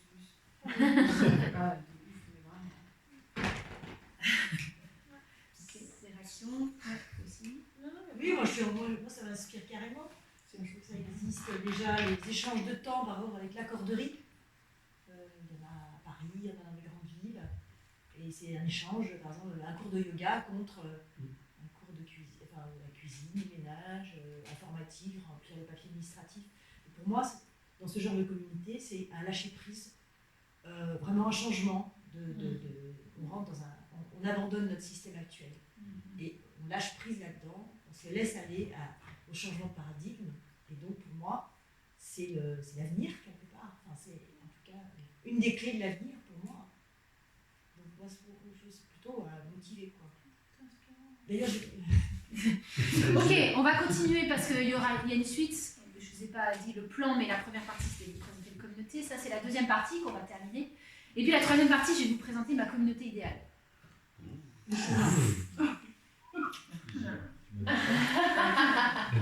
Ok, alors on y va. Là, on a vu donc la mission, l'aspect économique, la taille. Le point suivant, qu'est-ce que c'est déjà? Le rapport à la propriété. Alors, c'est un point que je ne vais pas trop détailler parce que l'air de rien, en France, dans les écolieux en France, on se pose quand même cette question de propriété. Mais il y a quelque chose d'assez intéressant à voir en fait comme panel qu'on peut avoir. Il y a la propriété plus individuelle, hein, chacun son logement. Alors, il y a la propriété collective au milieu, on achète ensemble. Et puis, il y a cette notion de bien commun, voilà, qui est encore un peu différent, qui peut ne plus appartenir à ça s'appartient même plus à un groupe de personnes. Vous voyez, à Twinox, il n'y a même pas besoin d'apport. C'est ça. L'ensemble du lieu et de toutes les activités appartiennent au collectif. Du coup, j'ai donné un peu la réponse. Qui c'est qui veut caser les trois Qui c'est qui veut caser les trois? J'ai donné la réponse de là. Allez. Ouais. Twinox étant bien commun. Donc, voilà. Les rabbits, c'est les rabbits qui sont en propriété individuelle, mais il y a de la location aussi, mais donc c'est moite-moite, on va dire un peu. Et puis les choulans, j'ai l'impression, je ne sais pas si vous avez fait. C'est toi, on est propriété collective. On est en SCI, donc là, tu peux mettre au milieu. Ouais. Effectivement, là, je vais mettre un peu plus là parce que c'est. Alors, c'est assez particulier, Dancing Rabbit, c'est que le lieu appartient aux anciens fondateurs. Le terrain appartient encore aux anciens fondateurs qui sont tous partis. Quoi? Ils sont tous partis? Non, ils sont pas morts, ils sont partis. Non, mais ils sont morts, mais ils continuent à être propriétaires. Mais depuis leur tombe, c'est. Mais par contre, les maisons qui sont construites dessus sont là. Voilà, il y a une propriété quand même. Parce que soit j'habite dedans, je suis propriétaire, soit je m'en vais et je la loue ou je la revends. Donc il y a quand même cette notion de propriété individuelle. Les choulans, on est vraiment propriétaire collectivement, c'est-à-dire que moi je ne suis pas plus propriétaire de mon appartement que celui du voisin. D'ailleurs, ça permet d'échanger assez facilement, ça c'est sympa, sous forme de SCI, s'il y en a qui connaissent un peu les phrases jolies. Et effectivement, Twinox, on est vraiment sur un bien commun, là on est carrément sur un statut juridique type communauté religieuse. On va dire un peu style. Ok, et le dernier point, non pas le dernier, il y en a encore un. Les aspects d'organisation de vivre ensemble. Alors, il y a deux choses sur lesquelles j'ai envie de vous parler. Bon, il y en a un, ça va être assez facile aussi, normalement, si vous avez suivi. Il y a les... Ah non, c'est pas facile. C'est rigolo. Les cuisines. Alors, les cuisines, on s'est rendu compte en voyageant qu'en fait, il y a les trois types de cuisine. Il y a la cuisine individuelle, la cuisine communautaire, et puis entre les deux, il y a la cuisine de sous-groupe. Qui est-ce qui se tente de mettre? Et en fait, il y a à chaque fois deux types de cuisine. C'est pour ça. Au Choulan, on est en cuisine individuelle et cuisine collective. À Twinox, ils ont une cuisine collective, mais ils ont aussi des cuisines de sous-groupe. Par immeuble, par petit immeuble. Et à Dancing Rabbit, ils sont en cuisine collective et cuisine individuelle. Donc à chaque fois, on a deux niveaux. Ça, c'est quelque chose d'assez intéressant à voir. À chaque fois, on a deux niveaux, et ça ne donne pas la même chose, la combinaison de deux, soit sous-groupe, soit collectif, soit... Ok? Ça va sur cette notion-là? Et le dernier point, c'est quoi? Comment ça s'appelle? Quel type d'organisation? Alors ça, c'est assez... c'est quelque chose de... Je parle assez souvent de ça, de cette notion d'organisation. Parce que pour moi, il y a un peu deux grandes manières de s'organiser dans un collectif. Soit par le devoir qu'on doit faire, liste des noms, tac les dates, chacun une semaine, bim bam boum. Soit par le plaisir. Et si on prend l'exemple, par exemple, de nettoyer la salle commune, par exemple, le mode devoir, ça serait, voilà, je vous dis, liste de noms, date, tac, tac, tac, chacun une semaine et tout. Et par le plaisir, c'est, tu fais quand tu en as envie. Mais tu fais quand même. Ben non. Liste de noms, tu veux dire, c'est que cette semaine c'est toi, la semaine prochaine ce sera quelqu'un d'autre, et ainsi de suite. On tourne. C'est ça, on tourne. D'accord. Et C'est un tu certain- fais quand on a envie, tu fais quand on a envie. Et si t'as pas envie, tu le fais pas. Et si t'en as pas envie, tu fais pas. Ouais. Et au Choulan, globalement, je dis pas. Et je vais pas leur faire mettre parce que j'ai pas dit. T'es en liberté. Quelle vie elle vous a vendu? Ah, t'as déjà. Tu sais Bah, déjà. moi, je sais pas. Au Choulan, on n'a jamais eu de tour de ménage. On n'a jamais eu de tour de vaisselle. On n'a jamais eu de tour de vaisselle. On fait quand on en a envie. Alors, et certains diraient ouais, mais ça peut pas marcher. Du coup, c'est toujours les mêmes. Mais oui, mais bien sûr, c'est toujours les mêmes. Pourquoi c'est toujours les mêmes? Mais parce que si tu es maniaque et que tu vois... En fait, j'aime bien dire qu'on a chacun des lunettes différentes. Et si moi j'ai lunettes de voir le sol crade, bah évidemment, je verrai le sol crade avant tout le monde et je vais être gênée par ça et c'est moi qui vais laver plus souvent le sol que les autres. Mais si j'accepte que les autres, ils ont d'autres lunettes et qu'ils voient d'autres choses et que la somme de nos lunettes fait qu'on est riche de ça, et ben je lâche et je lave le sol sale quand c'est sale. Ou alors, l'autre solution, hein, moi ça a été aussi une des méthodes, j'apprends à être moins maniaque. C'est aussi une technique. Oui. Mais en gros, on ne peut pas exiger des autres qu'ils aient les mêmes lunettes que nous. On ne peut pas exiger des autres qu'ils aient le même niveau. Donc, soit j'accepte, je prends ma responsabilité, je trouve que c'est sale, j'ai du temps, j'en ai pas, mais en tout cas c'est trop crade pour moi, je nettoie. Soit je lâche prise. Je n'exige pas des autres qu'ils fassent à la place de moi ce que j'ai envie de faire. Voilà, je vais juste poser. Et puis, donc ça c'est ma manière de penser, mais j'ai envie de vous partager que, l'air de rien, même si en habitat participatif, je parle de ça et ça me semble assez logique et au Choulan, j'adore ce mode de fonctionnement, je trouve ça super. Et ben quand je me projette dans un revenu partagé, activité partagée, ça vient crisper un peu en moi de me dire « Oh là là, mais si on fait tout ce qu'on veut, tout le temps, quand on veut... Je sais pas vous, hein. Moi ça vient un peu verrouiller là, faire j'ai un peu peur. Et il y a effectivement, je vous disais, il y a quelques activités, quelques communautés aux US qui sont revenues partager, et juste à côté de Twin Oaks, il y a une communauté qui s'appelle Acorn, qui a été créée par les mêmes fondateurs, voilà, et qui est complètement libertaire. Donc là c'est activité, revenu partagé, activité partagée, et tu fais ce que tu veux quand tu veux. Et c'est assez intéressant parce que il y en a plusieurs qui ont été vécus à Acorn et qui sont venus à Twin Oaks en disant oh, j'en pouvais plus, moi je bossais comme une tarée, les autres ils foutaient rien, et en fait il n'y a aucune règle qui impose les autres à bosser, moi je suis pas bien, alors qu'à Twin Oaks, on fait tous 42 heures, moi je fais ce que j'ai à faire, mais moi je suis rassurée, on a tous ce cadre-là, et du coup les gens, ça apporte une certaine sécurité. Voilà, donc du coup, là on n'est plus sur quelque chose de réglementaire, mais en même temps, vous voyez bien qu'il y a un cadre, qui est tout le monde fait 42 heures, mais dans ces 42 heures, je choisis ce que je fais. Donc il y a quand même une certaine liberté. Vous voyez, la liberté, elle est à un autre endroit que sur le nombre d'heures. Et après, Dancing Rabbits, bah, ils ont des tours de ménage. Voilà. Et sinon, au niveau du reste, bah, voilà, ils font un peu ce qu'ils veulent quand ils veulent, mais il y a quand même des tours de ménage. Donc voilà, on est un peu par là. Ok, il y avait des réactions. Je sais plus. Voilà. Oui, on parle de... Oui, bien sûr, il ne s'agit pas d'imposer aux autres le même niveau de conscience, de propreté, tout ça. On ne voit pas tous les mêmes choses. Après, il y a des aveugles aussi, hein, je ne sais pas ce qu'on en fait. Et puis, sans vouloir imposer quoi que ce soit. C'est toi qui l'as dit, hein. On ne voit pas la saleté, tu m'as dit une fois. Ouais. Et oui, alors bien sûr, je vois quelque chose, j'astique pendant 3 heures.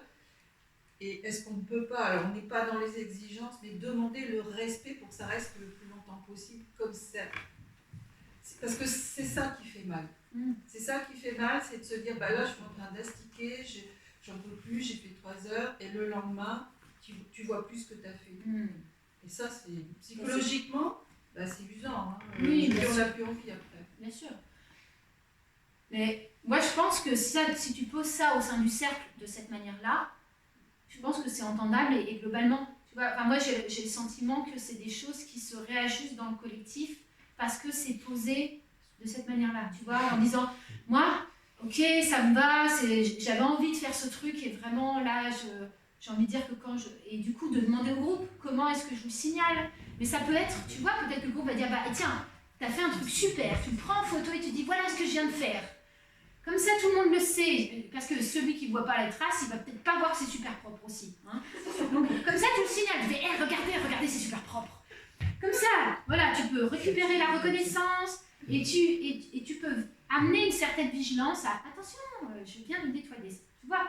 Mais ça, j'ai envie de dire, pour moi, il n'y a pas de règle, je te donne un exemple, mais c'est peut-être au collectif de se dire, ok, on voit que tu as besoin peut-être d'une certaine reconnaissance et en tout cas d'un respect du travail que tu as fait, comment collectivement on le fait. Voilà.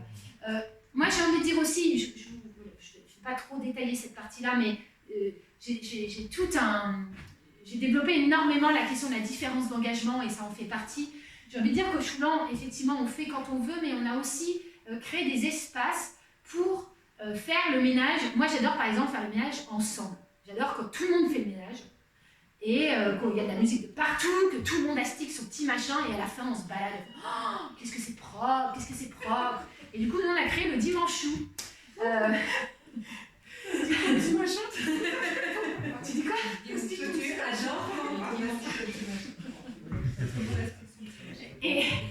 Et du coup, nous on a créé le dimanche chou. C'est un dimanche par mois, une matinée de 10h à midi. Chacun nettoie, mais c'est ceux qui veulent. Il n'y a pas d'obligation à venir un dimanche chou. Ça rigole beaucoup par là.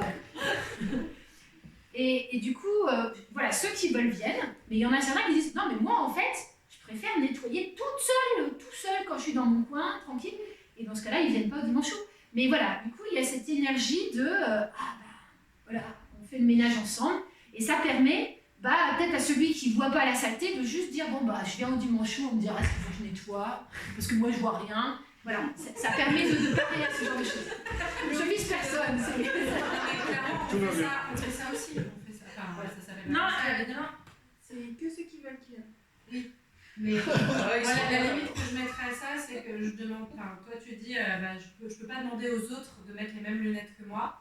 Là, je trouve ça voilà, moi j'ai envie de dire pourquoi c'est aux maniaques de faire l'effort de lâcher prise et que ceux qui voient rien n'auraient aucun effort à faire. Voilà. Parce qu'on a des lunettes différentes. Parce que t'en as qui voient la crasse. T'as ceux qui voient. Attends, t'as ceux qui voient qu'il y a des poubelles à sortir. T'as ceux qui voient qu'il faut aller chercher le courrier. T'as ceux qui voient qu'il faut prendre soin de quelqu'un qui va pas bien. T'as ceux qui voient. En fait, on a tous des lunettes différentes. Et en fait. Voilà, c'est aussi, à un moment donné, c'était très drôle, on a une co-habitante qui dit « Ok, moi je voudrais qu'on revoie notre système d'organisation. » Je la voyais gros venir en mode « On va mettre un petit peu de calme là-dedans. » Et elle a dit « Ok, chacun prend un post-it et note les tâches qu'il fait. Tout ce qu'il fait. » Alors, il y en avait certains, avec des tonnes de post-it, il y en avait certains, il n'y en avait pas beaucoup. Mais est-ce qu'on peut comparer sortir les poubelles et faire la comptabilité, est-ce qu'on peut comparer? Enfin voilà, c'est difficile de comparer de toute façon. Et donc chacun avait ses post-it et on les a mis sur un tableau comme ça. Et ça a été génial, on était là. Oh, je fais tout ça. Et tout ça, je ne le fais jamais. C'est génial. Et du coup, on est ressorti en disant, on veut garder notre système. On veut surtout pas tout tourner, tout machin. Voilà, mais moi je vous partage comment nous on fait, vous voyez si ça vous inspire. Je ne suis pas en train de dire comment vous devez faire, hein, d'accord? Vous voyez comment vous, ça vous inspire. Et puis par ailleurs, on est aussi cadré. Moi, quand je raconte ça, mon mari fait on n'est pas tout en plaisir. Mais en fait, moi je dis que si, parce qu'en fait, on se répartit les responsabilités au volontariat. Et il y a des responsabilités, c'est très drôle. Par exemple, on a une responsabilité qui est très importante au Choulan, c'est faire la comptabilité. Et du coup, on a 2 gérants de la SCI. Donc typiquement, c'est un truc, voilà, il faut être bon et rigoureux. Et du coup, on a 2 gérants, et il y en a un, il le fait parce qu'il aime bien donner cette compétence au collectif. C'est pas vrai? Et alors l'autre, c'est très drôle, l'autre. Elle aime pas trop la comptabilité. Mais elle a tellement peur que ce soit quelqu'un qui n'est pas rigoureux qui prenne cette tâche qu'elle préfère le faire. Et donc du coup, finalement, c'est une autre manière de dire que finalement, c'est un choix plaisir. Vous voyez. Je crois que Aude avait encore Non, je voulais juste lancer ça dans ce que ça peut aussi dans la conscience des rôles hommes-femmes, Oui. par exemple. Je trouve que ça doit être lu aussi au travers de à quel point on peut se faire laisser enfermer, ou dans la question de la montée en compétence aussi. C'est-à-dire que moi, je sais que j'ai un vrai plaisir à faire du rangement et du ménage à des moments et que c'est vrai. Mais si ça me prend tellement de temps, parce que moi, j'ai des lunettes grosses comme ça et épaisses comme ça, notamment chez moi et tout, bah, tout ce temps-là que je vais faire ça, bah, ça me ferme des portes aussi à pouvoir aller dans l'atelier, à pouvoir aller sur la terre-paille. Et, voilà. Et je trouve que dans l'assignation des rôles, c'était un peu aussi ça notre prisme aussi, ça, de dire attention à quel point ça peut enfermer les gens aussi, d'être toujours dans les mêmes compétences et pas pouvoir avoir l'occasion de sortir de sa zone. D'où le lâcher prise. Voilà, j'ai pas envie d'avoir passé trop de temps, mais dans l'engagement, je renvoie aussi à une responsabilité individuelle. Parce que pour moi, il y a une balance interne entre ce que je donne et ce que ça m'apporte. Et à un moment donné, qu'est-ce qui t'empêche de toi diminuer naturellement, en fait, tu vois ? Est-ce que de créer le vide et de laisser les autres faire leurs tâches, enfin tu vois, j'entends, je passe trop de temps à ranger, mais à un moment donné, tu peux aussi dire, bah, moi je vais aller sur le chantier terre-paille et puis ça sera pas rangé point barre, tu vois, tu peux aussi prendre cette responsabilité. Mais j'ai l'idée aussi de, je peux aussi tout lâcher et me sentir hyper mal et avoir envie d'aller vivre ailleurs parce que les autres font aucun effort pour essayer que tout le monde se sente bien. Tu vois, c'est toujours aussi la notion de, voilà, je peux tout lâcher mais avoir aussi envie d'aller vivre ailleurs. Oui, mais on parle pas de blanc ou de noir, on parle de gris. Tu vois, comment tu trouves ton gris, voilà. Ok. Je ne souhaitais pas spécialement aller trop longtemps là-dessus, mais voilà. On voit que c'est un sujet qui est présent chez vous. Oui. Et dernier point qui pourrait vous intéresser aussi, c'est régulation à l'esprit d'initiative. Alors, là on voit qu'il y a deux axes. Oh, comme c'est beau, comme c'est bien dessiné. Et donc il y a la notion de pouvoir de s'autoréguler. Avec soit on a un collectif très fort qui sait s'autoréguler tout seul, soit voilà, c'est soumis aux personnalités du groupe. Voilà, puis ça peut des fois frotter ou ça peut... Et puis on a la notion d'esprit d'initiative, avec soit quelque chose de très agile, soit une grosse inertie. Alors là, je vous en ai pas trop parlé, mais c'est quelque chose qui nous a choqués, mon mari et moi, quand on a été à Twinox. C'est à quel point à Twinox, ça n'est pas ouvert aux initiatives, à l'esprit entrepreneurial. C'est-à-dire que Twinox, c'est un gros paquebot. Quand on arrive, on a le choix des activités parmi ce qu'il y a. Et nous, on s'est amusés, on a dit « Ah, mais si on avait envie de créer une nouvelle activité, oh là là là là, minimum un an de discussion. » Donc là, on a fait « Ah bon, ah d'accord. » Donc voilà, c'est un peu le truc. Mais en même temps, je vous avais dit, je vais parler du Covid. Par rapport, donc à l'inverse, à Dancing Rabbit, eux, ils sont hyper agiles. Je vous disais, ils veulent créer quelque chose, hop, on crée un petit collectif, hop, tiens, je fais un truc, tac, tac. Donc c'est très, très agile comme organisation. Et face au Covid, à Twinox, situation de crise, ils ont dit, ok, tac, on ferme les portes, tout, on reste à l'intérieur, tout le monde se teste, tout le monde se vaccine, poum. Si t'es pas content, tu t'en vas. Et à Dancing Rabbit, ils étaient là, comment on fait, est-ce qu'on ferme, ah non, on n'arrive pas à fermer, ah, est-ce qu'on se confine, ah non, on n'arrive pas, ah, où est-ce qu'on met la limite, ah, ils ont fini par faire confinement chacun chez soi. Chacun chez soi, pour certains, c'est une chambre. Ils ont passé des mois dans une chambre, avec des engueulades sur faut se vacciner, faut pas se vacciner, machin, bref, poum, le collectif a pété, il y en a plein qui sont partis à cause de ça. Donc voilà, c'est intéressant de voir comment ça se passe. Au Choulan, nous, on a plutôt bien géré, on a même vraiment bien géré, mais c'est aussi lié pour le coup à la taille, c'est-à-dire qu'on ne peut pas gérer à 10 adultes comme on gère à 100 adultes, hein, c'est évident. On n'a pas de personnes fragiles. Donc... Voilà, on n'a pas de personnes fragiles, mais il y a eu quand même un temps d'écoute, d'échange, de peur, de machin, et un système où on a mis nos règles à nous en voyant ce qui nous paraissait juste et pas en appliquant les règles imposées par l'État, en évaluant, en se disant ok, on se ferme à l'extérieur, on fait gaffe pendant 2 semaines, au bout de 2 semaines on dit bon, c'est pas l'intérieur, le Covid, on est tranquille, allez hop, on fait la tête, c'est super. Voilà. faire simple. Mais du coup, voilà, donc ce que je vous dis là, c'est qu'en gros, au Choulan, nous, on est plutôt en termes de régulation, on n'est pas sur un collectif qui impose des règles, machin, bidule, on est plutôt sur une discussion, un échange, mais du coup, ça dépend quand même des personnalités. On aurait eu effectivement des anciens ou des gens qui sont pro-vaccin absolument, ça n'aurait pas été aussi simple. Donc, voilà. Et en termes d'esprit d'initiative, on est plutôt sur l'agilité. Au niveau de Dancing Rabbit, c'est à peu près pareil, d'accord? Plutôt soumis aux personnalités et agile. Et Twinox, on est vraiment sur un collectif fort et une grosse inertie. Et moi, à un moment donné, je me suis dit, mais donc, juste après avoir visité Twinox, donc on y est passé quand même un mois, on a pu vraiment sentir tout ce qu'il y avait, voilà. Tout ça, c'est vraiment lié à pas mal de réflexions.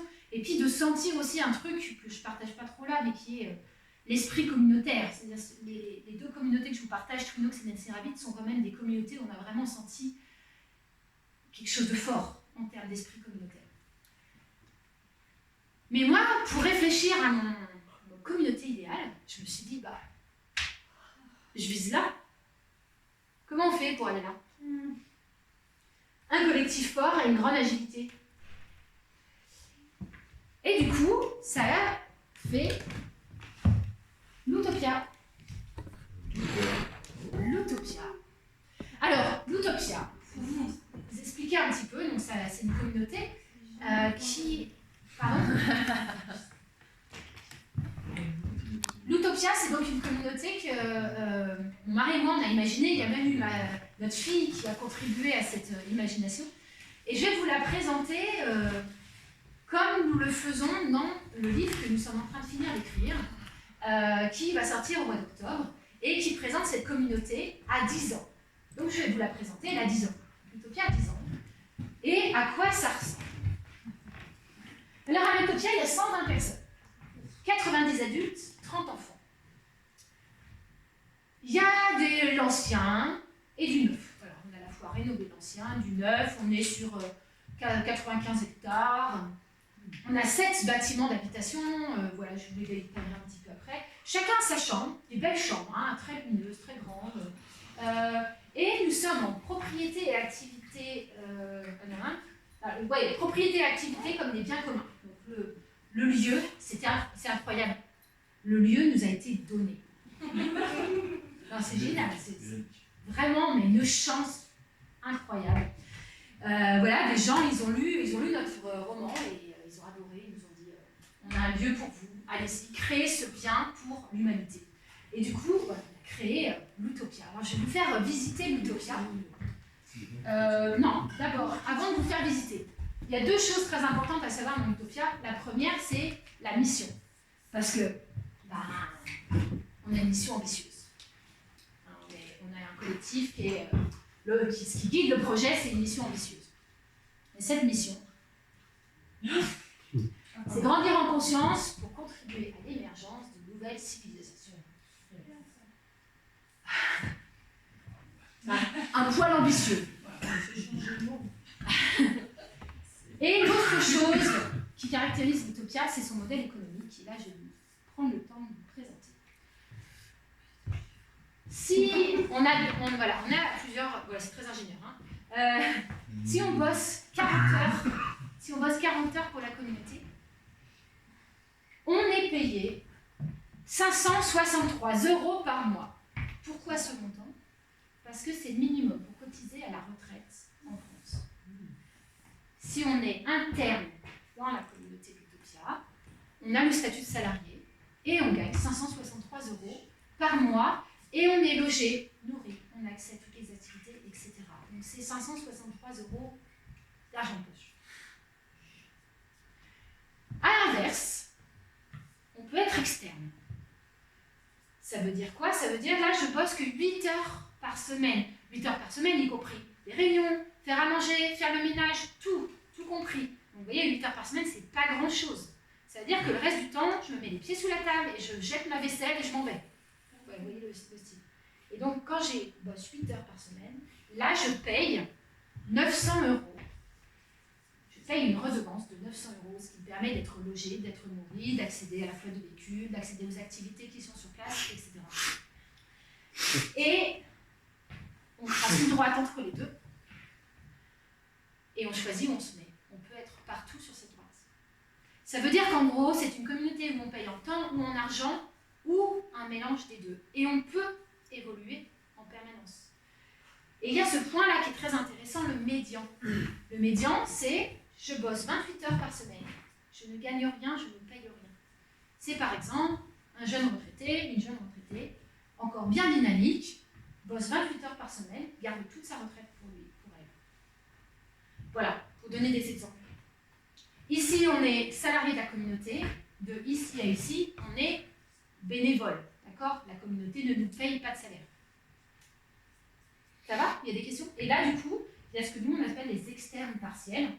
On peut évoluer. Donc, en fonction de j'ai une activité, voilà, j'ai une activité extérieure très florissante, bah, je suis située là, d'accord? Et j'ai mon activité.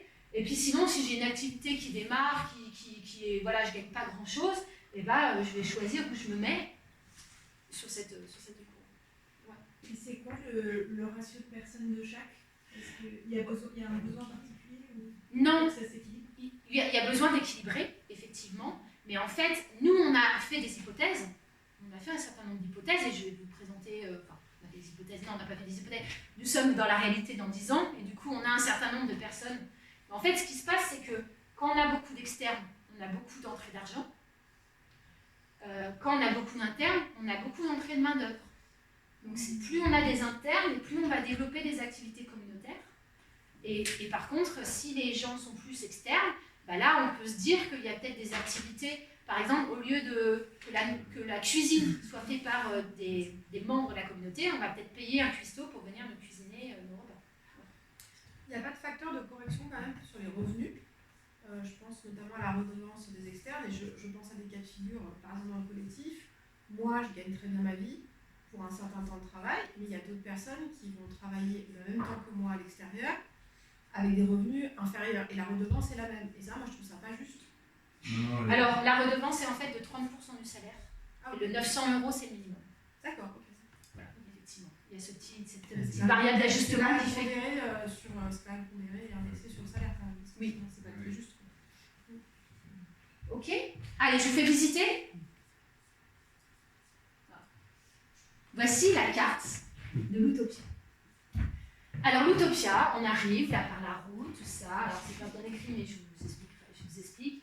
On arrive par la route. Ici, c'est la ressourcerie. Ça ressemble à votre recyclerie de Toussy, là. C'est tout beau, il y a plein de trucs à vendre, tout ça. Et ça, c'est ouvert sur le public. Là, c'est la route plutôt publique avec le parking, là, le grand parking public. Et puis ici, c'est le manoir. C'est là où on accueille les gens. Alors, ça ressemble pas mal à ici. Vous allez voir, il y a une photo. Ça ressemble pas mal à votre château. Et dans le manoir, donc, on accueille des personnes pour faire des stages, des formations. Donc là, c'est une zone qui est vraiment... Ici, c'est vraiment la zone qui est ouverte au public. Et puis là, il y a un endroit qui est vraiment un peu le cœur de la communauté. C'est la tanière et l'antre. La tanière, c'est là où il y a le restaurant communautaire avec voilà, le self, la salle à manger. Et l'antre, c'est notre belle salle commune, toute ronde, magnifique. Je vais vous montrer les photos.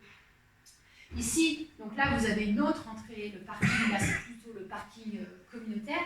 En fait, on a vraiment réfléchi à faire une zone pour la communauté et une zone pour le public, pour éviter l'effet zoo humain et qu'il y ait des gens qui se baladent chez nous, quoi. Et donc là, on a 7 bâtiments.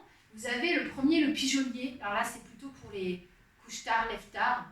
Ils sont à côté de l'antre, c'est eux qui aiment bien faire la fête, etc.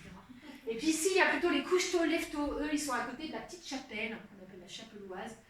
Voilà, le méditant. Entre les deux, ici, on a le cloître.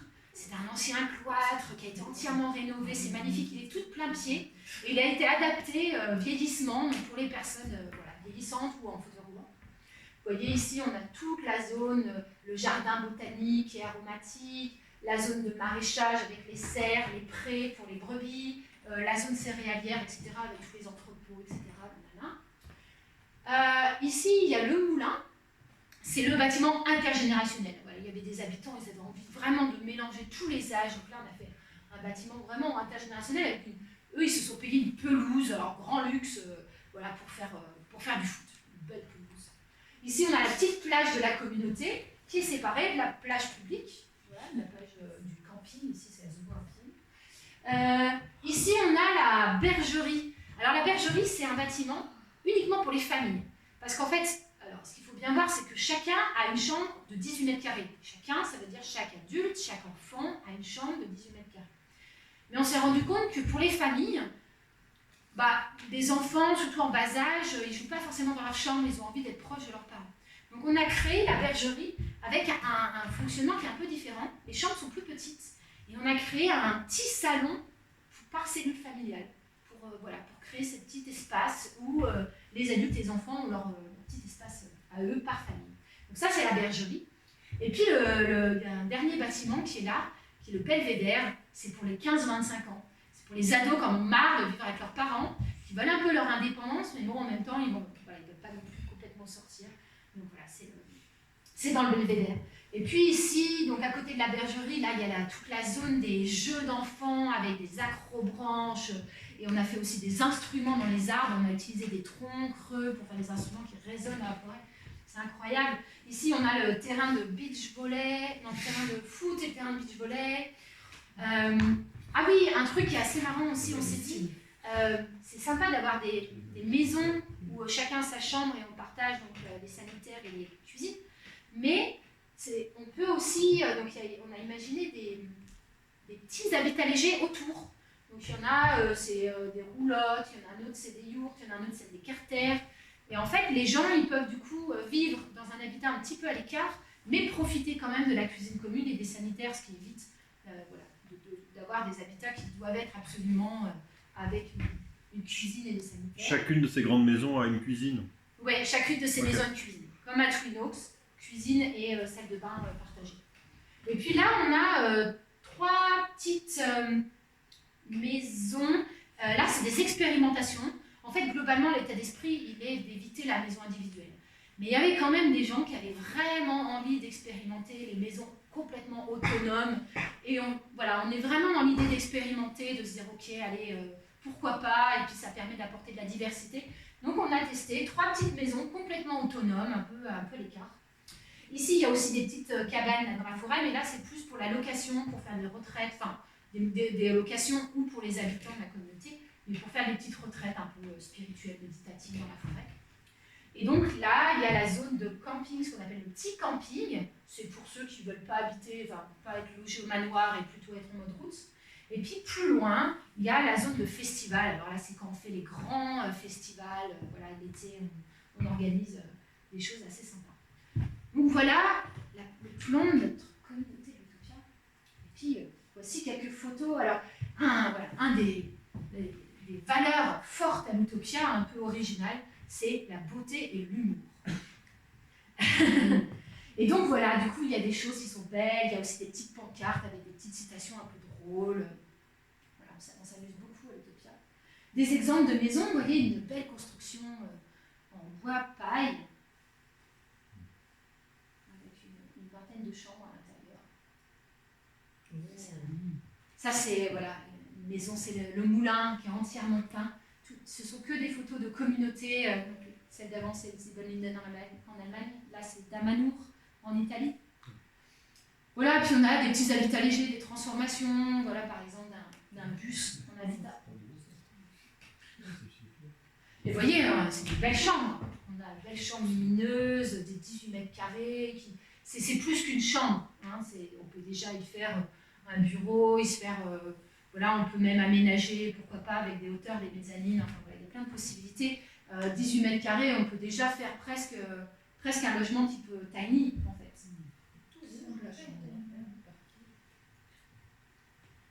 Voilà, des beaux espaces. Et là, vous voyez l'antre, avec cette belle rondeur, cette superbe charpente. Évidemment, des repas communs, voilà. Un bel étang, évidemment. Des jeux dans les bois. On a un modèle d'enfant très, très photogénique. Évidemment, Alors il y a la ressourcerie, mais il y aura aussi une friperie communautaire. Je Hein. croyais que c'était ton dressing. Très sobre. Très sobre. Voilà notre beau manoir. Vous voyez comme il est beau. Mon du tout vrai que ça ressemble à chez nous. Ça ressemble un peu à chez vous. Hein. Ça ressemble à Moulin Star aussi. Hein. Voilà, et puis pour finir, bon, je ne vais pas tout détailler, mais ça c'est un peu voilà, les grandes valeurs qui sont un peu détaillées. Alors je vais parler de la beauté, de l'humour en symbole de joie et de paix, le rayonnement, le brassage à l'extérieur par l'accueil des visites, l'organisation de festivals. Ah oui, j'ai pas parlé de la guinguette. L'idée c'est d'organiser chaque mois une guinguette pour vendre les produits de la communauté, de faire du lien, de faire venir un groupe de musique festoyer ensemble. Faire prospérer un bien commun. Donc il y a vraiment cette idée de bien commun, de propriété collective, de partage de revenus gradués. Équivalence, pouvoir d'agir. Donc à la fois la sociocratie, mais vraiment mettre quelque chose dans la souveraineté et trouver un équilibre entre la liberté individuelle et la régulation collective, vraiment entre horizontalité et verticalité. Ça c'est super important. L'individuation, donc ça va avec la valeur, avec la mission qui est de grandir en conscience. L'individuation, c'est comment je me développe personnellement, mais intégré dans un collectif. Et on a imaginé un programme annuel d'évolution personnelle. Donc voilà, chaque année, on fait un bilan avec quelqu'un de la communauté qui va dire « Ok, comment tu t'es développé l'année dernière et comment tu souhaiterais te développer l'année prochaine ?» Et de pouvoir avoir une sorte de catalogue, enfin proposer à la personne, mais ça peut être aussi bien par de la danse, une psychothérapie, de la poterie, enfin voilà, il peut y avoir des tonnes de manières de grandir en conscience, mais c'est cette idée de faire un peu un point chaque année pour dire alors, comment on fait une étape de plus. Et puis évidemment grandir par la communauté, c'est évident que le collectif permet de nous frotter, de nous agiter, de venir nous toucher à des endroits et donc de grandir. Faire communauté avec tous les vivants, ça c'est quelque chose d'assez fort, c'est aussi de dire comment on se décentre de l'humain, comment on vient recréer de l'harmonie entre tous les vivants, et il y a en particulier le fait d'intégrer les autres règnes dans les prises de décision. Bon, s'il y a des questions, je pourrais un peu plus développer.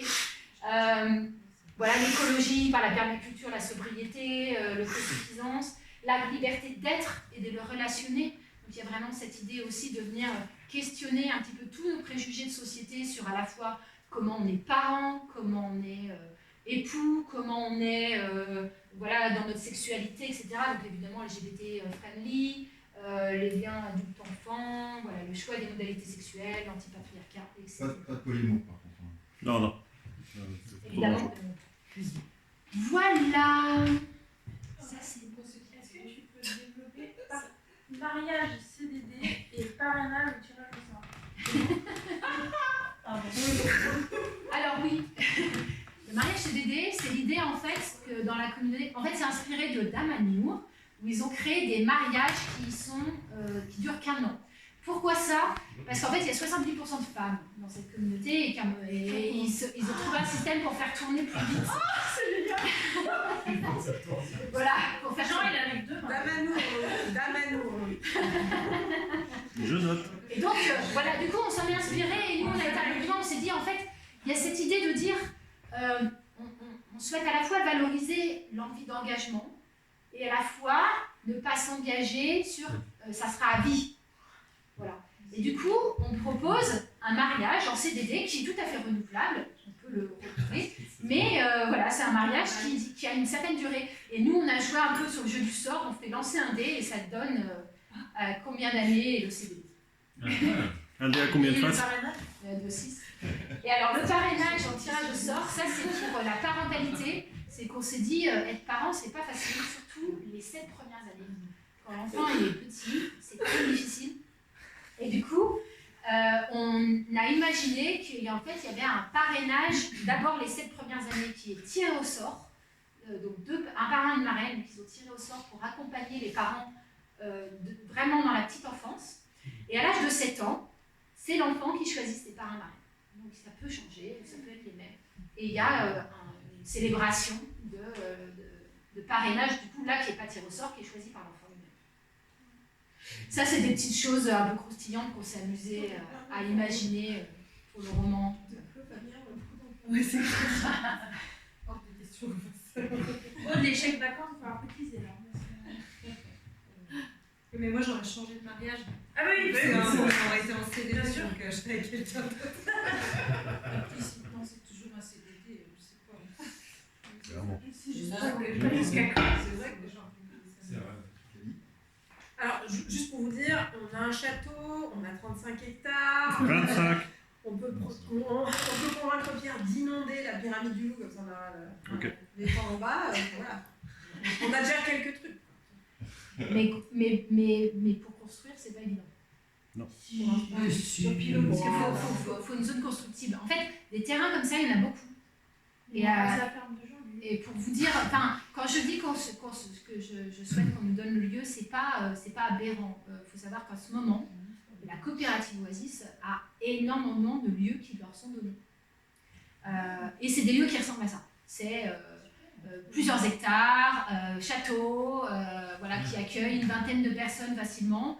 Voilà, c'est un profil assez récurrent, mais par contre, s'il n'y a pas de zone constructible, eh ben, c'est mort, on ne peut pas y être à 150, quoi, 120, 150. Donc, voilà.